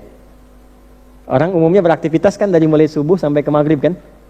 Ya, bekerja, yang belajar, yang berbisnis, yang ke ladang, yang buka toko dan sebagainya. Umumnya kan pagi ya, ke sore kan? Subuh ke maghrib. Baik. Bisa nggak mengerjakan itu secara teratur dengan benar saat yang bersamaan sukses dunianya diberkahi oleh Allah? Gimana konsepnya? Kok bisa sahabat Nabi ada yang seperti Abdurrahman bin Auf? Beliau masih bisa sholat malam, konsisten tahajud, amalnya banyak, bisnisnya pun sukses. Kok bisa seperti sahabat Sayyidina Utsman bin Affan radhiyallahu taala anhu? Itu nggak pernah tinggal tahajud, rajin tilawah Quran, meninggalnya pun setelah tilawah Quran sedang puasa sunnah. Malamnya tahajud, ya, siangnya sedang puasa sunnah. Habis baca Al-Quran ngantuk, dalam ngantuk ketiduran ketemu dengan Abu Bakar dan Umar radhiyallahu taala anhuma. Dikasih kabar, Utsman jangan buka sekarang, nanti bukanya kita bersama Nabi. Itu mimpinya Sayyidina Utsman bin Affan. Begitu terbangun, ya, ada kejadian, beliau kemudian meninggal dunia, syahid. Syahidnya dalam keadaan wafatnya syahid, sedang puasa, selesai baca Al-Quran dalam keadaan yang baik. Dan yang paling jelas, beliau kaya. Asetnya sampai sekarang masih ada. Ini sudah hidup nggak jelas, kekayaan nggak cukup, ya kan? Menantu Nabi juga bukan, ya kan? Nggak sanggup kita bilangnya.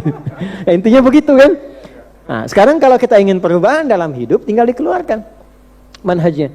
Kok bisa gitu orang seperti itu beraktivitas, siangnya bagaimana? Malamnya masih bisa ibadah, siangnya gimana? Nah, manhaj puasa itu tidak hanya mengajarkan kita tahan lapar dan haus. Saat puasa itu tidak hanya begitu. Dulu zaman Nabi yang pertahanan militer, perang Badar saat Ramadan. Itu kan? Bergerak ke Fatu Mekah. Kemudian juga banyak sekali momentum terjadi saat Ramadan. Dan itu saat puasa, siang harinya. Maka apa manhaj dari fajar sampai dengan maghrib itu yang mengajarkan perubahan pada hidup kita, sehingga ketika selesai puasa, selain kita interaksi dengan Al-Quran, punya manhaj kurikulum, punya arah perubahan, saat yang sama punya ini bimbingan dalam beraktivitas. Apa itu? As-siyamu junnatun. Puasa yang benar itu junnah, menghasilkan perisai dari berbagai macam hal yang negatif, yang tak baik. Ya. Semua yang dimulai dalam bahasa Arab dari jim dan nun itu tak terlihat, tersembunyi. Kecuali jun ya. Kecuali jun. Jin tak nampak, tersembunyi. Jin disebut jin karena tersembunyi, tidak nampak. Ya, makanya kalau ada jin melakukan penampakan, itu pasti jin bermasalah. Ya, dia sedang keluar dari fitrah. Ya, pasti bermasalah. Ya, yang paling masalah yang cari-cari penampakan jin. Itu error, kurang sehat itu. Ya, karena jin pada hakikatnya tersembunyi, dia nggak boleh nampak. Makanya komen Nabi pada orang yang mengatakan bisa melihat jin, bukan dalam kondisi tertentu ya, bisa melihat jin, itu sama dengan kemasukan jin. Ya, tapi jangan potong video sampai sini ya. Nanti. Ini kan banyak potongan video nih. Ya, dan saya tegaskan juga, sering saya temukan beberapa waktu ini video saya dipotong.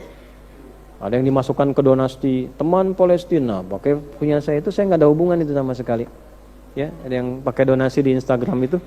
Yang teman Palestina apa bikin kita kalimat dipotong, itu nggak ada hubungan dengan kami, saya pun nggak tahu, baru diberitahu sama belakangan kawan.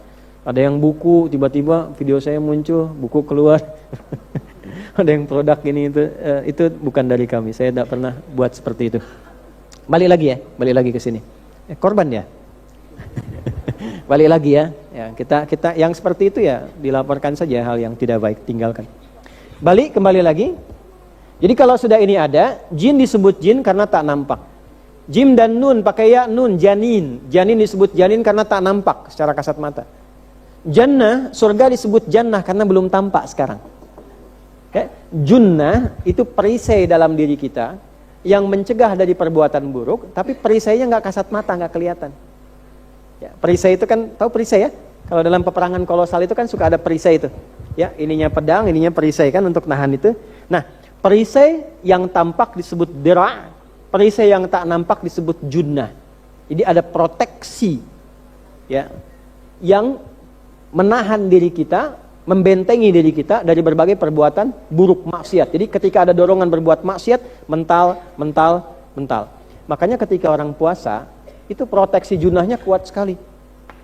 Coba, maaf sekali lagi, mohon maaf. Saya ulang sampai 3 kali lebih tuh. Ya. Biasanya berkata yang tak baik kasar misalnya. Ketika puasa nggak mau kan kata-kata itu keluar. Nah, ketika mau diungkapkan dan tertahan, itulah junnah namanya. Ya. Yang biasa nipu tuh puasa, nanti puasa nggak enak nipu deh, ikut dosa deh. Nah itu walaupun dia keluar begitu, tetap itu junnah namanya. Jelas ya? Maka libur dulu. Yang marah bisa libur, mau marah ditahan. Ya, saya barusan di Al-Azhar kasih cerita tuh. Ada suami itu pemarah betul tuh, marah, kan? Ada sesuatu marah, tiba-tiba puasa, bisa berhenti. Jam 6 buka, 6 kurang 1/4, istrinya ngajak jalan keluar cari bukaan. Ada tetangga provokasi, itu suaminya diem aja. Istrinya bingung, dia tanya, "Papa tumben gak marah?" Kata suaminya, "Ntar habis maghrib." Ntar habis maghrib katanya. Habis maghrib lupa. Itulah junnah. Ada rasa dalam diri kita, awalnya dilatih, tidak ingin berbuat salah karena takut batal puasanya. Tapi setelah itu, latihan itu membentuk karakter.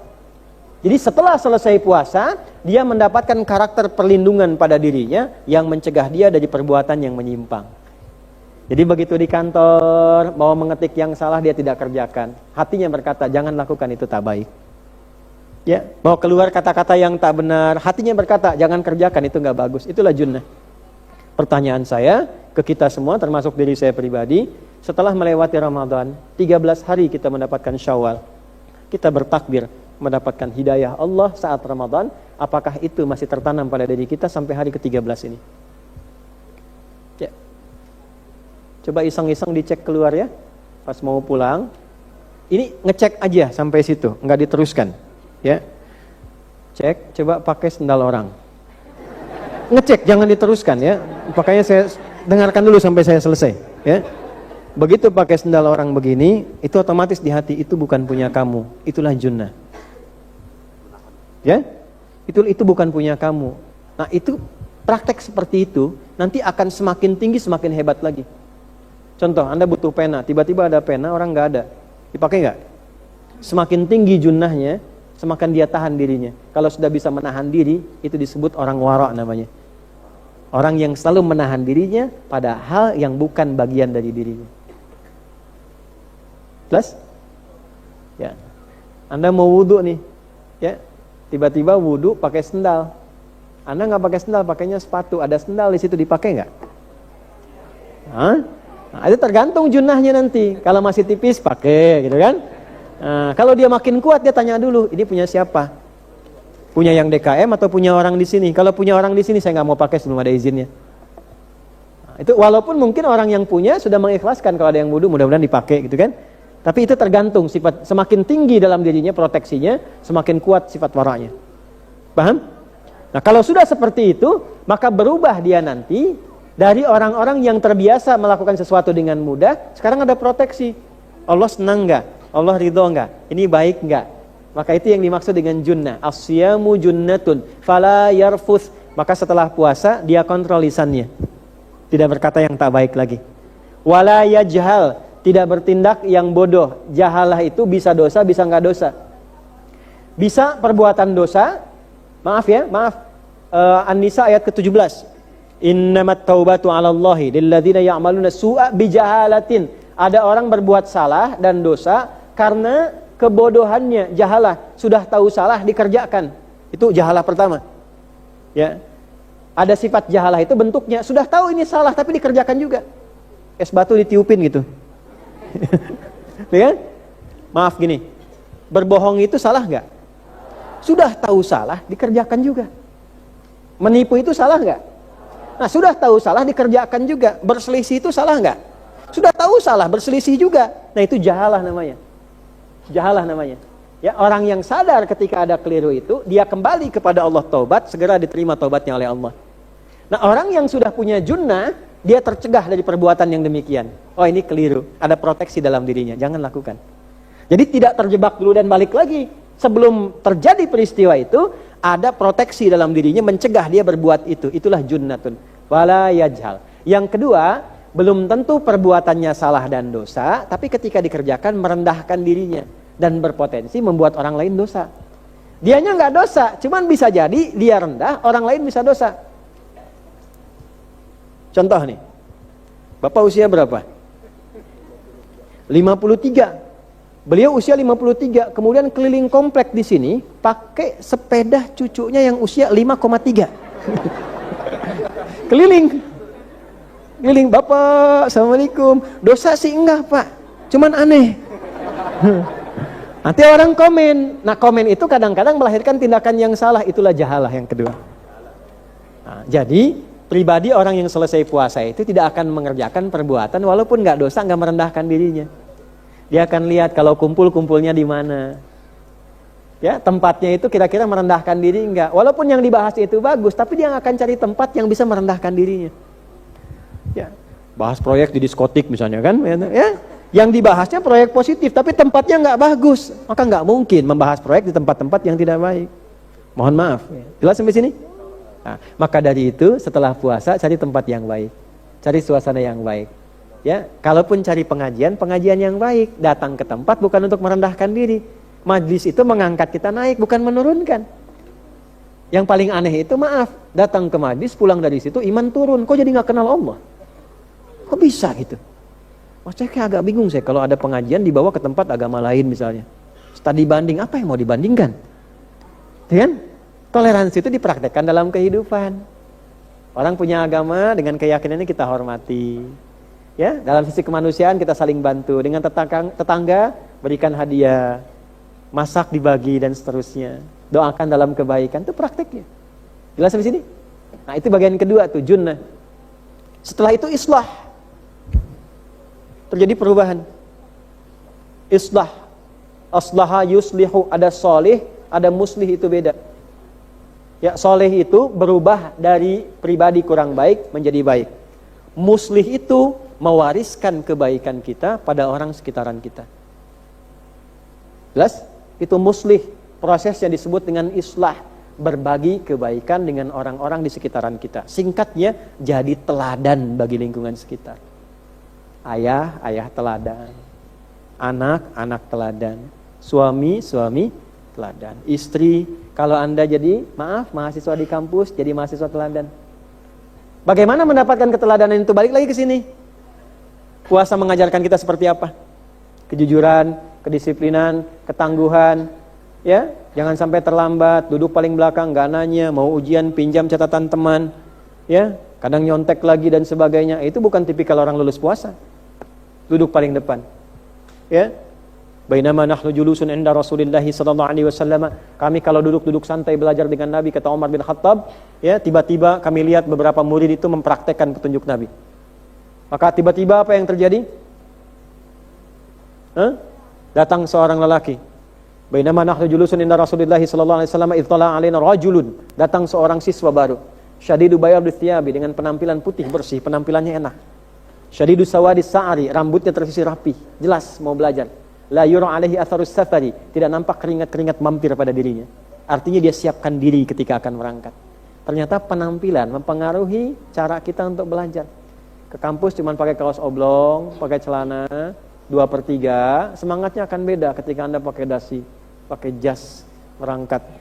Fajalasa ilan Nabi sallallahu alaihi wasallam, duduk paling depan. Pas tanda rukbatai ila rukbataihi, sampai ada keakraban dengan dosennya. Dia mencatat, duduk paling depan, gelombang suara sampai, mic mati masih kedengaran. Ya, mau kantuk ditahan-tahan tuh. Ya, tahan-tahan tuh. Tahan. Di depan. Ya, belakangnya bebas tuh. Ya, mimpi, dalam mimpi dikatakan ya Tuhan nafsul mutmainnah. Apa lagi? Gitu ya.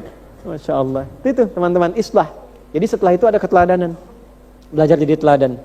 Nah, biasanya gini, kalau solih nggak ada tantangan, tapi kalau muslih selalu ada cobaan. Jadi orang baik itu bukan berarti tidak ada tantangan. Ya, nanti mungkin karena pergaulan Anda sudah berbeda, orang mulai berkata, udah beda sekarang ya. Oh enggak, saya masih yang sama. Ya, cuman materinya beda aja yang dibahas. Gitu ya. Nah, jadi itu tanda-tanda kebaikannya muncul. Beda sekarang ya, iyalah saya kan udah hijrah. Itu aja yang belum. Itu udah lain ya. Oke, terus agak cepat, taqarrub, makin dekat sama Allah. Taqarrub, makin dekat sama Allah. Ya, jadi cara berpikirnya begini. Kalau mau kerja, Allah senang gak pekerjaan itu? Allah gak senang, saya cari pekerjaan yang lain. Toh rizki Allah yang atur. Toh rizki Allah sudah tetapkan. Saya bekerja bagaimanapun, sepanjang Allah suka, pasti saya dapat. Gitu ya? Nah, ketika punya prinsip seperti itu, tantangan akan datang. Pilih mana? Gaji 100 juta per bulan, susah sholat Jumat, atau 1 juta per bulan, gampang sholat Jumat, bisa ngaji, bisa puasa, bisa tahajud. Tidak ada pilihan ketiga, cuma 2. Saya udah yakin wajah-wajahnya, saya paham modus itu. Pilih mana? 1 apa 2? Mantap dong. Kaidahnya dipakai, kaidahnya pakai. Rizki kan sudah Allah atur. Tinggal kita mau kerja apapun, itu pasti diturunkan. Kalau kita kerjakan yang baik, turun rizki yang baik. Kalau tidak baik, turun dengan cara yang tidak baik. Jadi kalau kita masih tahu rizki sudah diatur, kuotanya nggak berubah, dapatnya akan sekian juga. Dengan pemahaman itu, kenapa mesti mencari yang haram? Toh dengan yang halal pun dapatnya sama juga. Cuma berkahnya lebih banyak. Dicari yang haram, nggak akan nambah rizki. Anda pikir dengan korupsi dapat 1 triliun, rizkinya segitu, belum tentu. Makannya pun cuma 3 kali juga sehari. Rizki itu yang masuk ke mulut, yang diterima itu rizki dari makanan kita. Yang dipakai itu rizki kita. Ada orang korupsi 1 triliun misalnya, yang kepake cuma 100 juta juga. Kalau kuota hidupnya 1 miliar, meninggal juga 1 miliar. Yang lainnya nggak akan bisa terpakai. malah mewariskan beban. Beban untuk keluarga yang ditinggalkan, beban untuk lingkungan sekitaran. Nah, ini ilmu ini penting dipelajari dulu sebelum mengerjakan sesuatu. Jadi kalau kita sudah paham, itu nggak akan ada kecemburuan pada rezeki orang. Anda buka toko yang laris teman sebelah, yang kita belum ada yang datang, barangnya sama yang dijual. Kalau nggak paham ilmunya, marah tuh sama sebelah. Bikin isu, harus hati-hati, memang banyak di situ tapi produksi tuyul Pak. Macam-macam isu disebarkan segala rupa, nggak penting. Tapi kalau sudah tahu ilmu ini, tenang aja, alhamdulillah. Ntar juga kalau situ habis kesini lagi. Enak jalan. Nah ini penting ilmunya nih, taqarrub ini. Jadi taqarrub ini membangun satu sikap yang kuat kepada Allah dengan sifat-sifat keteladanan yang kita bisa bawa dalam kehidupan. Jadi nanti diturunkan karunia Allah yang Asmaul Husna itu. Dari 99 sudah dapat berapa? Ya selama hidup sekarang. Dari 99 sudah dapat meneladani berapa? Ar-Rahman sudah berkasih sayang belum? Ar-Rahim terhadap umat Islam bagaimana? Ya, Rahmannya bagus, dengan non-muslim bagus, tetangga baik, tapi sesama umat Islam masih mencela, masih merendahkan. Nah, berarti sifat Rahman dan Rahimnya belum dapat. Al-Malik sudah mengagungkan Allah belum? Jangan-jangan merasa jadi Malik, merasa jadi raja yang paling hebat, baru punya ilmu sedikit sudah merasa unggul, baru punya kedudukan sedikit sudah merasa yang paling hebat. Ya, sombong, angkuh. Al-Quddus sudah mencucikan Allah belum? Yang benar itu selalu Allah, yang bersih itu Allah. Kita kadang salah. Ya, fala tuzakku anfusakum, jangan mensucikan diri. Kadang merasa bersih sendiri, merasa benar sendiri. Coba. Assalam, menebarkan kedamaian. Orang datang, alhamdulillah kita datang, orang senang. Orang kumpul-kumpul, kita datang, mereka bubar. Nah, cek ini. Dari 99 berapa yang sudah didapatkan? Ini ya, taqarrub itu membentuk karakter. Nah, baru yang terakhir, di sini kita tutup. Ini melahirkan optimisme. Jadi setelah lebaran itu, sekarang ada 12 hari setelah lebaran, 13 Syawal, setelah pendidikan selama Ramadan, itu pribadinya selalu optimis, gak pernah pesimis. Ya, seperti kita bahagia, selesai Ramadan bahagia, senang, diekspresikan, maka kembali kepada fitrah kita. Tidak ada ayat pesimis dalam Al-Quran. Ketika menemukan persoalan seberat apapun, yakinkan selalu ada solusinya. Itu yang dimaksudkan, yuridullahu bikumul yusra, wala yuridu bikumul. Allah menyukai memberikan yang ringan-ringan dan tidak pernah mau menyulitkan. Jadi kalau ada masalah yang rumit tidak pernah selesai, yang salah bukan Allah, manusianya sendiri yang menyebabkan yang tadinya mudah jadi rumit. Penyebabnya dua. Kalau bukan karena hatinya dia perkecil, pikirannya dia persempit. Maka dari itu ayat usrun dan yusrun diturunkannya di ayat di Quran surah 94 Al-Insyirah. Apa itu insyirah? Insyirah itu melebarkan, meluaskan. Jadi kalau ada masalah, luaskan dulu hati kita. Boleh jadi bukan karena beratnya masalah, karena hatinya sempit sehingga tidak mampu menerima bahkan masalah yang sebetulnya tidak rumit. Maka Allah katakan apa? Perhatikan kalimatnya. Alam nashrah. Nah, bawa ke dalam diri kita. Ke saya misalnya saat saya baca, Adi, bukankah aku sudah luaskan hatimu? Kenapa engkau sempitkan? Masalah ini sebetulnya tidak rumit, cuman karena hatimu engkau sempitkan, masalah menjadi berat. Aku sudah ciptakan hatimu lapang, jangan kau sempitkan. Wa wada'na alladhi yang dengan itu semua beban, bahkan yang terasa dari pundak sampai ujung kaki itu akan ringan terasanya. Angqadha dhahrak itu seperti angkat beban, diangkatnya di sini tapi terasanya sampai ke bawah. Kadang-kadang kita mengalami masalah, maaf, berpikir dari kepala sampai jalan aja susah, sampai terasa gelap. Pernah merasakan itu? Ya kan? Maka yang pertama kata Allah, kalau merasakan seperti itu, coba tanamkan pada hati. Lapangkan hatinya, kemudian angkat diri kita, kenang yang dulu pun pernah selesai. Wa rafa'na laka. Dulu kan pernah selesai, kenapa pada yang satu ini kemudian jadi susah? Bahasa bebasnya begini, dulu kamu punya ribuan masalah, dan itu selesai, kenapa dengan yang satu ini engkau menjadi gelap? Engkau memvonis dirimu, engkau sulit beraktivitas. Bukankah selama hidup engkau pernah menghadapi banyak masalah? Ribuan masalah bisa selesai, kenapa pada yang satu ini engkau kemudian merasa lemah? Itu. Lapangkan hatimu. Setelah itu apa? Inna ma'al usri yusra. Katakan pada dirimu, tanamkan pada hatimu yang paling dalam, jangan sampai ragu. Makanya pakai inna, harfun nasbin wa taukidin.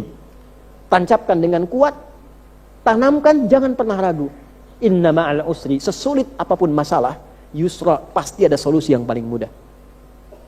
Ini saya berikan rahasia besar di ayat ini, tapi tolong jaga ya. Ini di antara kita saja nih.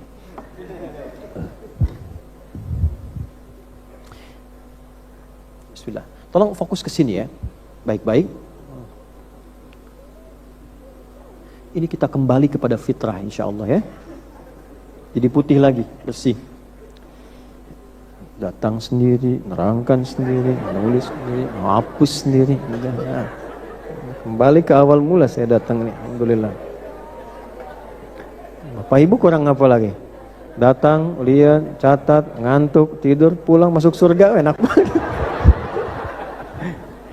Gini. Ini masalah, ini solusi. Ada 2 tingkat persoalan. Ada yang sa'bun, sa'b. Ada yang usrun.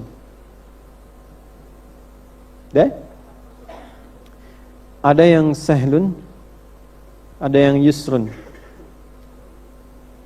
Sahlun, yusrun. Sa'bun adalah masalah atau kesulitan yang masih relatif sifatnya. Bagi si A sulit, bagi yang B mudah. Baik. Bahasa Mandarin sulit atau mudah? Sulit bagi kita, tapi bagi orang Cina saking mudahnya, anak kecil aja gini udah lancar bahasa Mandarin. Kan? Oke. Bahasa Arab bagi kita mungkin sulit. Tapi ada anak di Arab saya lihat tuh kecil-kecil udah bisa bahasa Arab. Anda katakan itu kan orang Arab Ustaz, tinggal di Arab. Tidak juga. Unta di Arab ribuan tahun gak bisa bahasa Arab. Beo tanah kusir bawa ke Arab tuh. Assalamualaikum tuh bisa. Nah, ini enggak, itu refleksi aja gitu ya. Nah, ini yang relatif. Tapi ada kesulitan yang semua orang sepakat mengatakan itu sulit. Semua, mau orang manapun tinggal di manapun. Ya. Bawa mobil susah atau mudah? Sulit atau mudah? Bawa mobil. Sulit bawa mobil. Ya, kalau mengendarai mobil mungkin relatif. Bawa mobil, Pak. Bawa mobil. Susah kan? Nyetir mobil baru mudah, bawa mobil. Sepakat sulit ya? Itu usrun. Hamlus sayyarah amrun usrun. Angkat mobil, bawa mobil itu susah. Hampir mustahil itu. Ya. Lakin اللغة العربية تمكن عن اللغة أمر صعب قد يكون سهل قد يكون صعب. Orang mengatakan ini mudah, orang mengatakan sulit. Tapi hamlus sayyarah, bawa mobil, ngangkat mobil, itu semua orang sepakat usrun, ini susah. Jadi orang Arab tuh kalau ingin mengungkapkan persoalan yang rumit, yang semua orang mengatakan ini enggak mudah, itu usrun namanya. Kebalikannya, solusi. Kalau orang mengatakan ini mudah tapi relatif menurut si A ini gampang, yang lain kayaknya enggak mudah ini. Ini sahlun. Ada amrun sahl. Sahal binisbah indak, lakin binisbah liya ada amrun sa'b. Ya, paham? Tidak.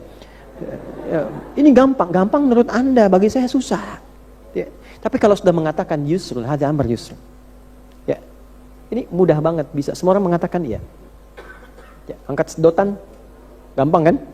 Sedotan semua orang bisa. Bawa tisu bisa. Hadza amrun yusrun.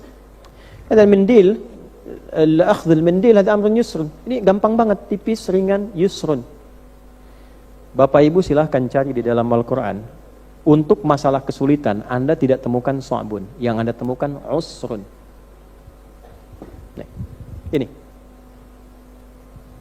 Yuridullahu bikumul wala yuridu bikumul inna ma'al usr.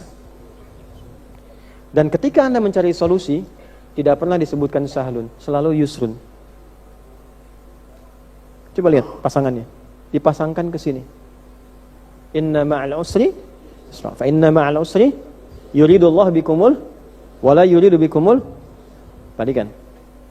Ini dalam sekali, bahkan secara psikologis. Perhatikan kalimatnya, bawa dalam nuansa psikologi. Seakan ingin mengatakan begini, kalau punya masalah seberat apapun, sampai orang mengatakan mustahil dan gak bisa, selalu katakan pada dirimu, pasti akan ada solusi yang mudah.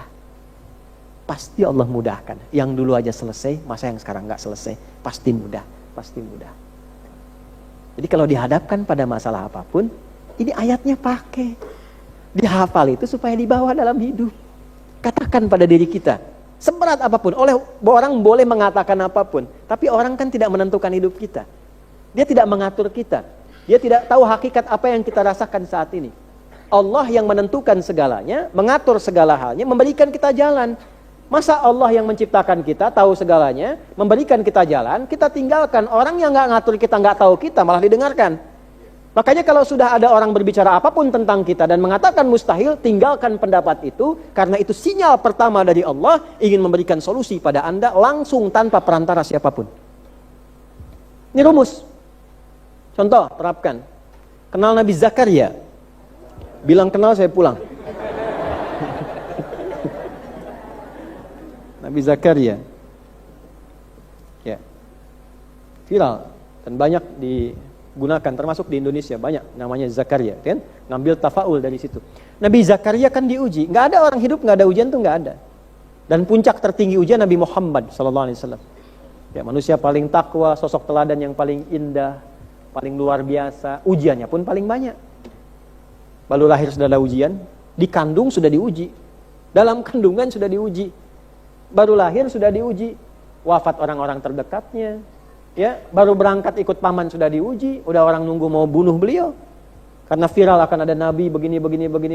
Yahudi udah nungguin kan di Yathrib waktu itu, ya, jadi semuanya ujian, dari belum lahir sampai mau meninggal pun ada ujian. Nabi Muhammad tuh, nggak ada yang nggak diuji, Bu, Pak. Nabi saja diuji, maka kita pun hikmah orang hidup pasti diuji. Itu sudah konsep kehidupan, ya. Ada di Quran surah kedua ayat 155. Wala nabluwannakum bisyai. Setiap orang hidup pasti aku akan uji, kata Allah. Ya. Setiap orang hidup. Lihat persamaannya, ya. Hidup berbanding lurus dengan ujian, masalah. Jadi tidak ada orang yang tidak hidup, tidak ada orang yang hidup yang tidak punya masalah. Itu mustahil.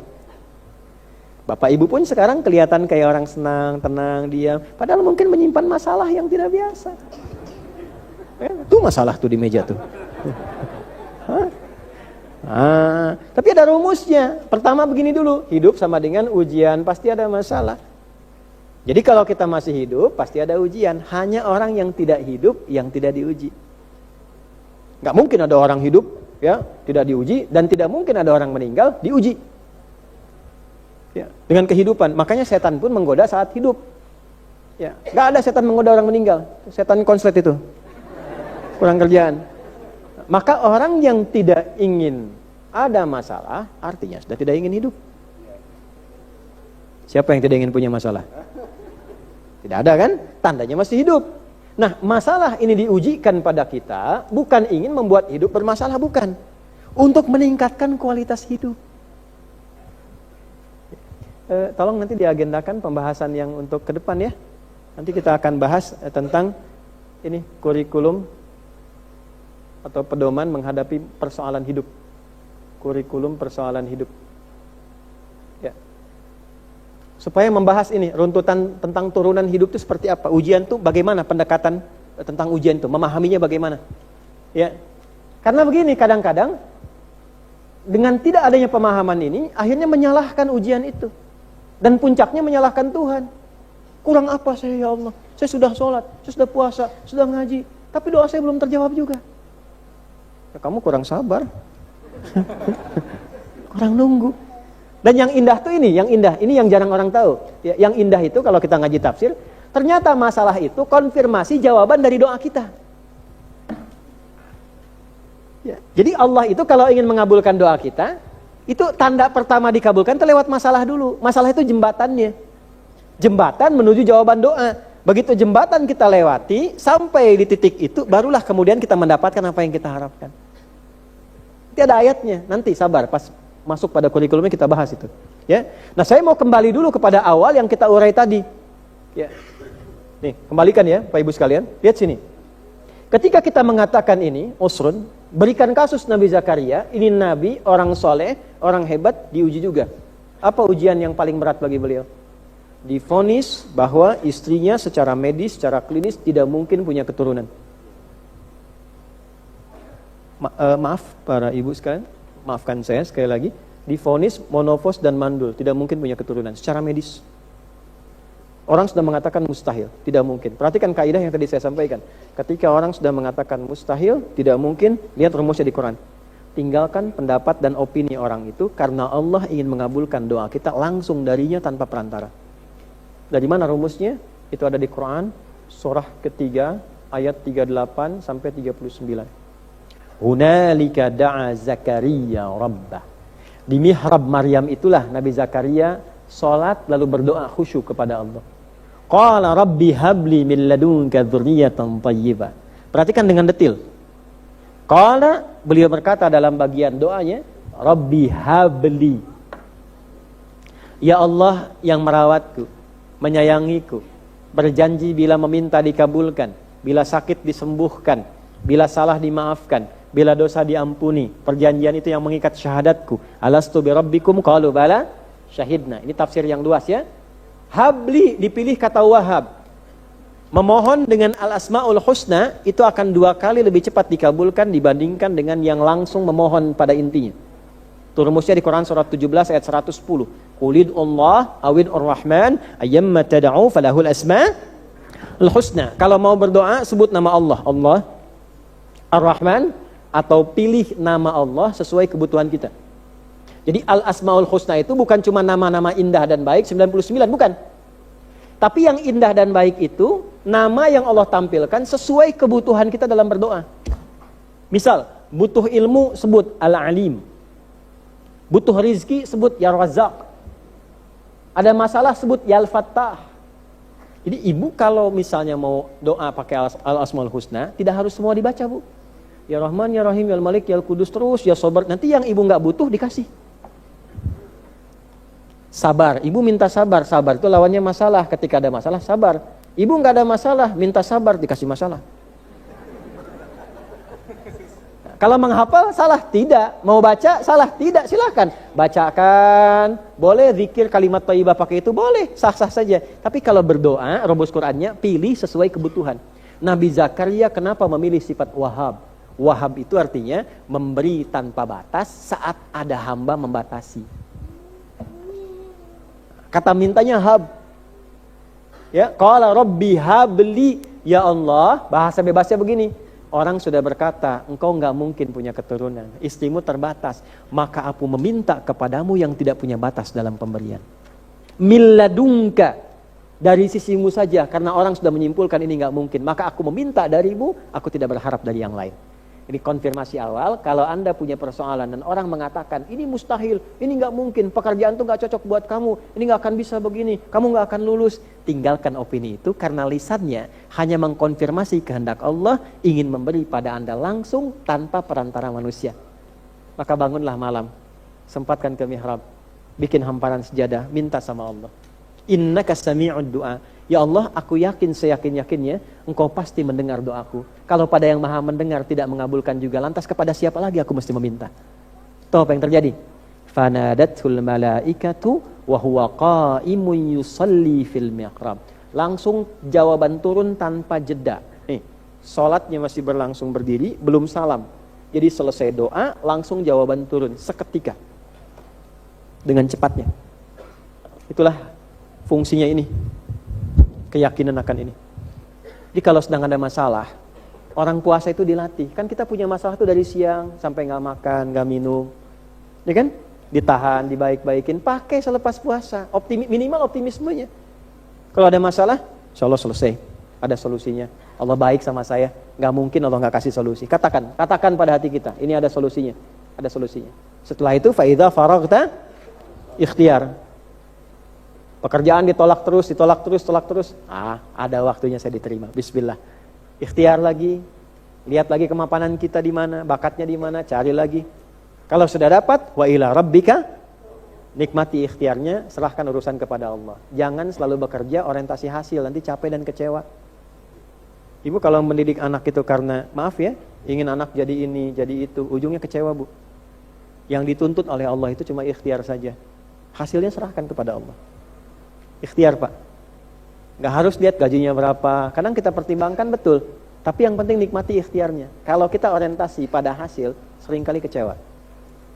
Udah belajar bagus-bagus, tiba-tiba ujian hasilnya gak sesuai dengan ekspektasi. Pengen di kampus A, lulusnya kampus B, padahal udah tahajud, ya udah puasa, tiba-tiba nggak lulus tempat lain, terima dulu. Karena yang dilihat Allah ikhtiarnya, nanti baru paham itu setelah berapa tahun kemudian.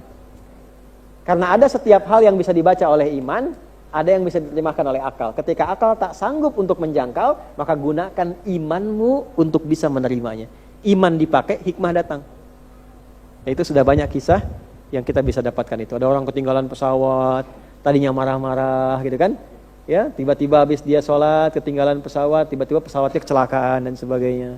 Ya kita berduka bagi yang kena musibah, tapi saat yang bersamaan, bagi orang yang mengalami peristiwa itu akan ada rasa yang berbeda. Karena Allah hanya mengabulkan apa yang kita butuhkan, bukan apa yang Anda inginkan. Oke? Itu. Nah, itu ada tambah. Dulu kan begitu ya, sudah selesai. Itu. Paham? Baik, cukup dulu ya. Nah, itu Syawal. Hikmahnya sudah cukup, sudah saya tuliskan, papan tulis sudah penuh. Nah, tinggal prosesnya dimulai 6 hari dulu latihan. Ya, hadisnya yang tadi ditulis, masih ingat? Hadis Muslim, nomor hadis 1164. Dari Abu Ayyub Al-Ansari yang wafat tahun 52 Hijrah. Beliau dari kalangan Ansor, rumahnya pernah disinggahi Nabi, sampai Nabi bangun rumah dan masjid Nabi di Masjid Nabawi. Kemudian beliau dari kalangan suku Khazraj, orangnya baik, orang hebat, dan selalu mendapatkan keberkahan dari kehidupan Nabi.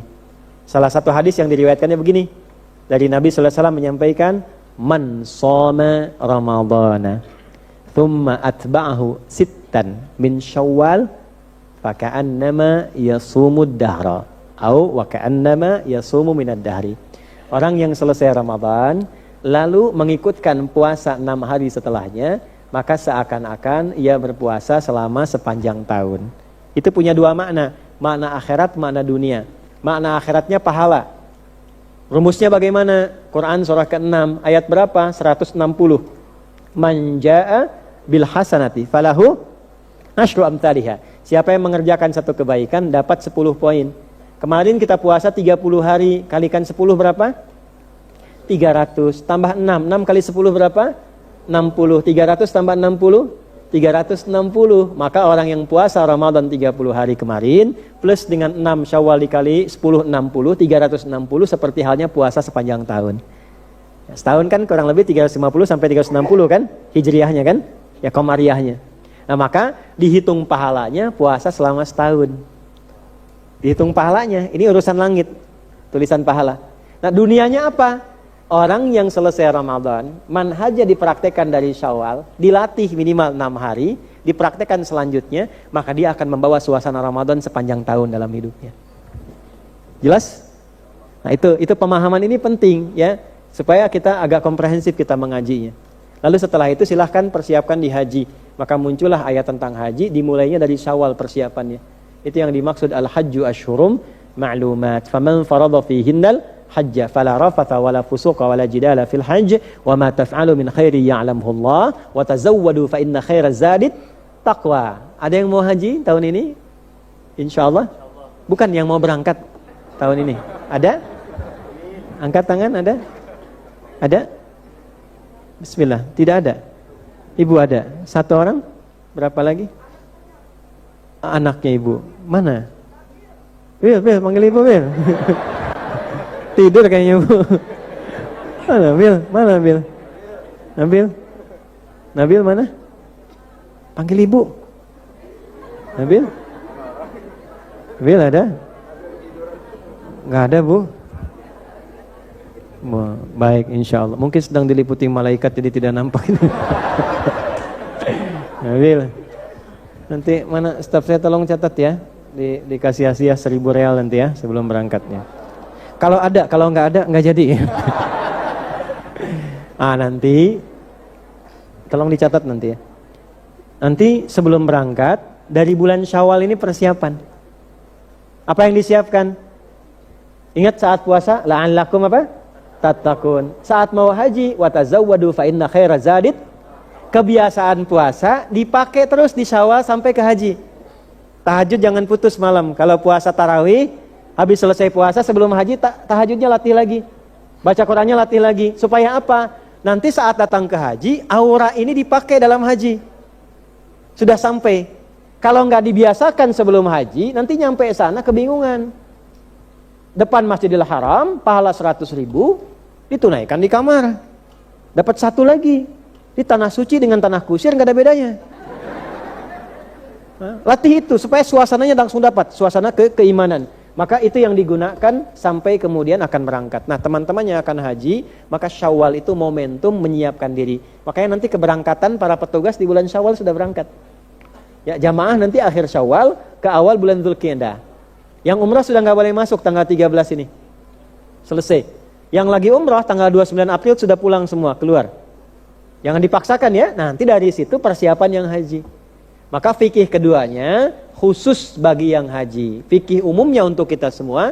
Fikih kedua khusus bagi yang haji. Siapkan bekal puasa, pasca puasa, pedoman ini, pedoman takwanya pakai sebagai persiapan haji. Jelas sampai sini? Nah, itulah nanti yang akan mengantarkan kepada mabrur. Wallahu ta'ala a'lam bissawab. Itu materi kita yang spesial hari ini. Kita selesai sampai di sini. Saya berikan waktu 5-10 menit untuk menjawab apa yang teman-teman tuliskan ini ya. Masih ada waktu? Atau cukup? Masih, alhamdulillah, alhamdulillah. Silakan Ibu kalau mau 1 jam di sini, saya 15 menit pulang. Untuk anak dari Bapak Ashari yang sedang dirawat di rumah sakit, kita doakan sehat ya. Allahumma shfi Allah shifaan ajila shifaan la yughadiru saqama. Allahumma kama syafaita ibadaka salihin was salihat ibadakal mu'minin wal mu'minat. Ishfihi wa ishfiha ya Allah shifaan ajila la yughadiru saqama kama tuhibbu wa tarda. Sallallahu alaihi wasallam Muhammad wa ala alihi washabbihi ajma'in. Al-Fatihah. A'udzu billahi minasyaitonir rajim. Bismillahirrahmanirrahim. Shallatu alaihi wa sallam. Semoga disembuhkan dan diberikan kebaikan oleh Allah. Assalamualaikum warahmatullahi wabarakatuh. Salam wabarakatuh. Afwan Ustadz. Titik 3, jeda dulu. Afwan Ustadz, titik, berhenti dulu. Mau bertanya, bagaimana hukumnya membeli tanah tapi dicicil? Dengan tanda kutip, pihak yang bersangkutan sudah deal dan malah pihak yang minta dicicil itu sendiri dari pihak yang menjual. Syukran. Boleh kalau ada kesepakatan. Ya. Itu namanya antaradin minkum. Yang penting akadnya tetap jual beli dan tidak ada ribanya. Sepakati dulu, misalnya begini, harga tanah itu 1 miliar. Dicicil misalnya 12 hari. Ya, atau 12 bulan.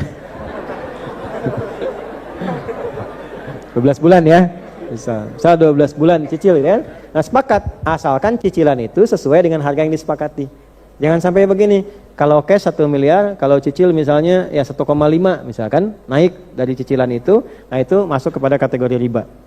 Ya, jadi jual beli dulu, wa halallahu al-bai'a wa haramar riba. Sepakati dulu, dari sepakat ini baru cicilan dijalankan berdasarkan kesepakatan tadi. Dan enggak boleh ada hal-hal lain yang menambahi di balik perjanjian itu untuk menambah asas manfaat. Kalau telat dari cicilan, nambah sekian ya, nah itu riba. Jelas? Nah, ini boleh, nggak ada masalah.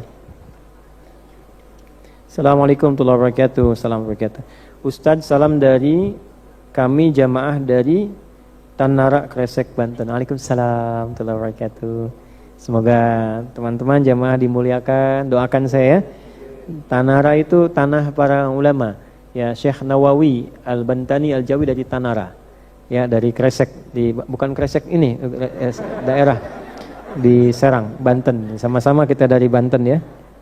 Ya, Syekh Nawawi Al-Jawi Al-Bantani.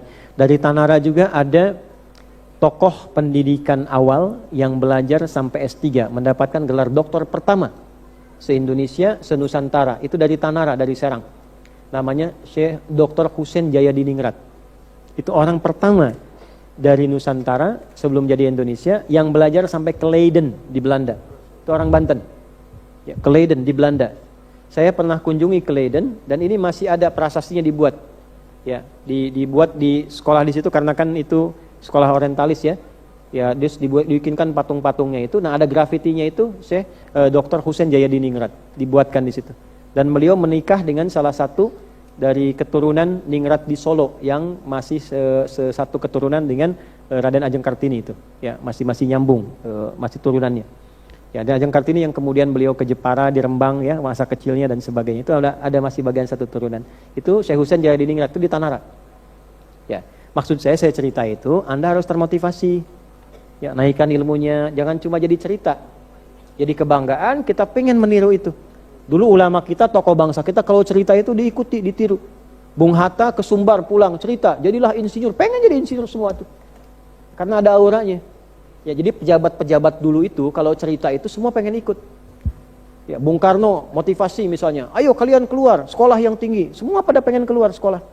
Bung Hatta cerita, jadi pemuda yang hebat, jadi insinyur, pengen jadi insinyur. Ya, coba pejabat sekarang bilang, jangan korupsi ya rakyat gitu ya. Kira-kira diikuti enggak gitu ya? Nah, enggak, itu maksudnya gambaran saja gitu ya. Gambaran bahwa ada hal yang mungkin perlu kita perbaiki lagi gitu. Ustadz juga begitu.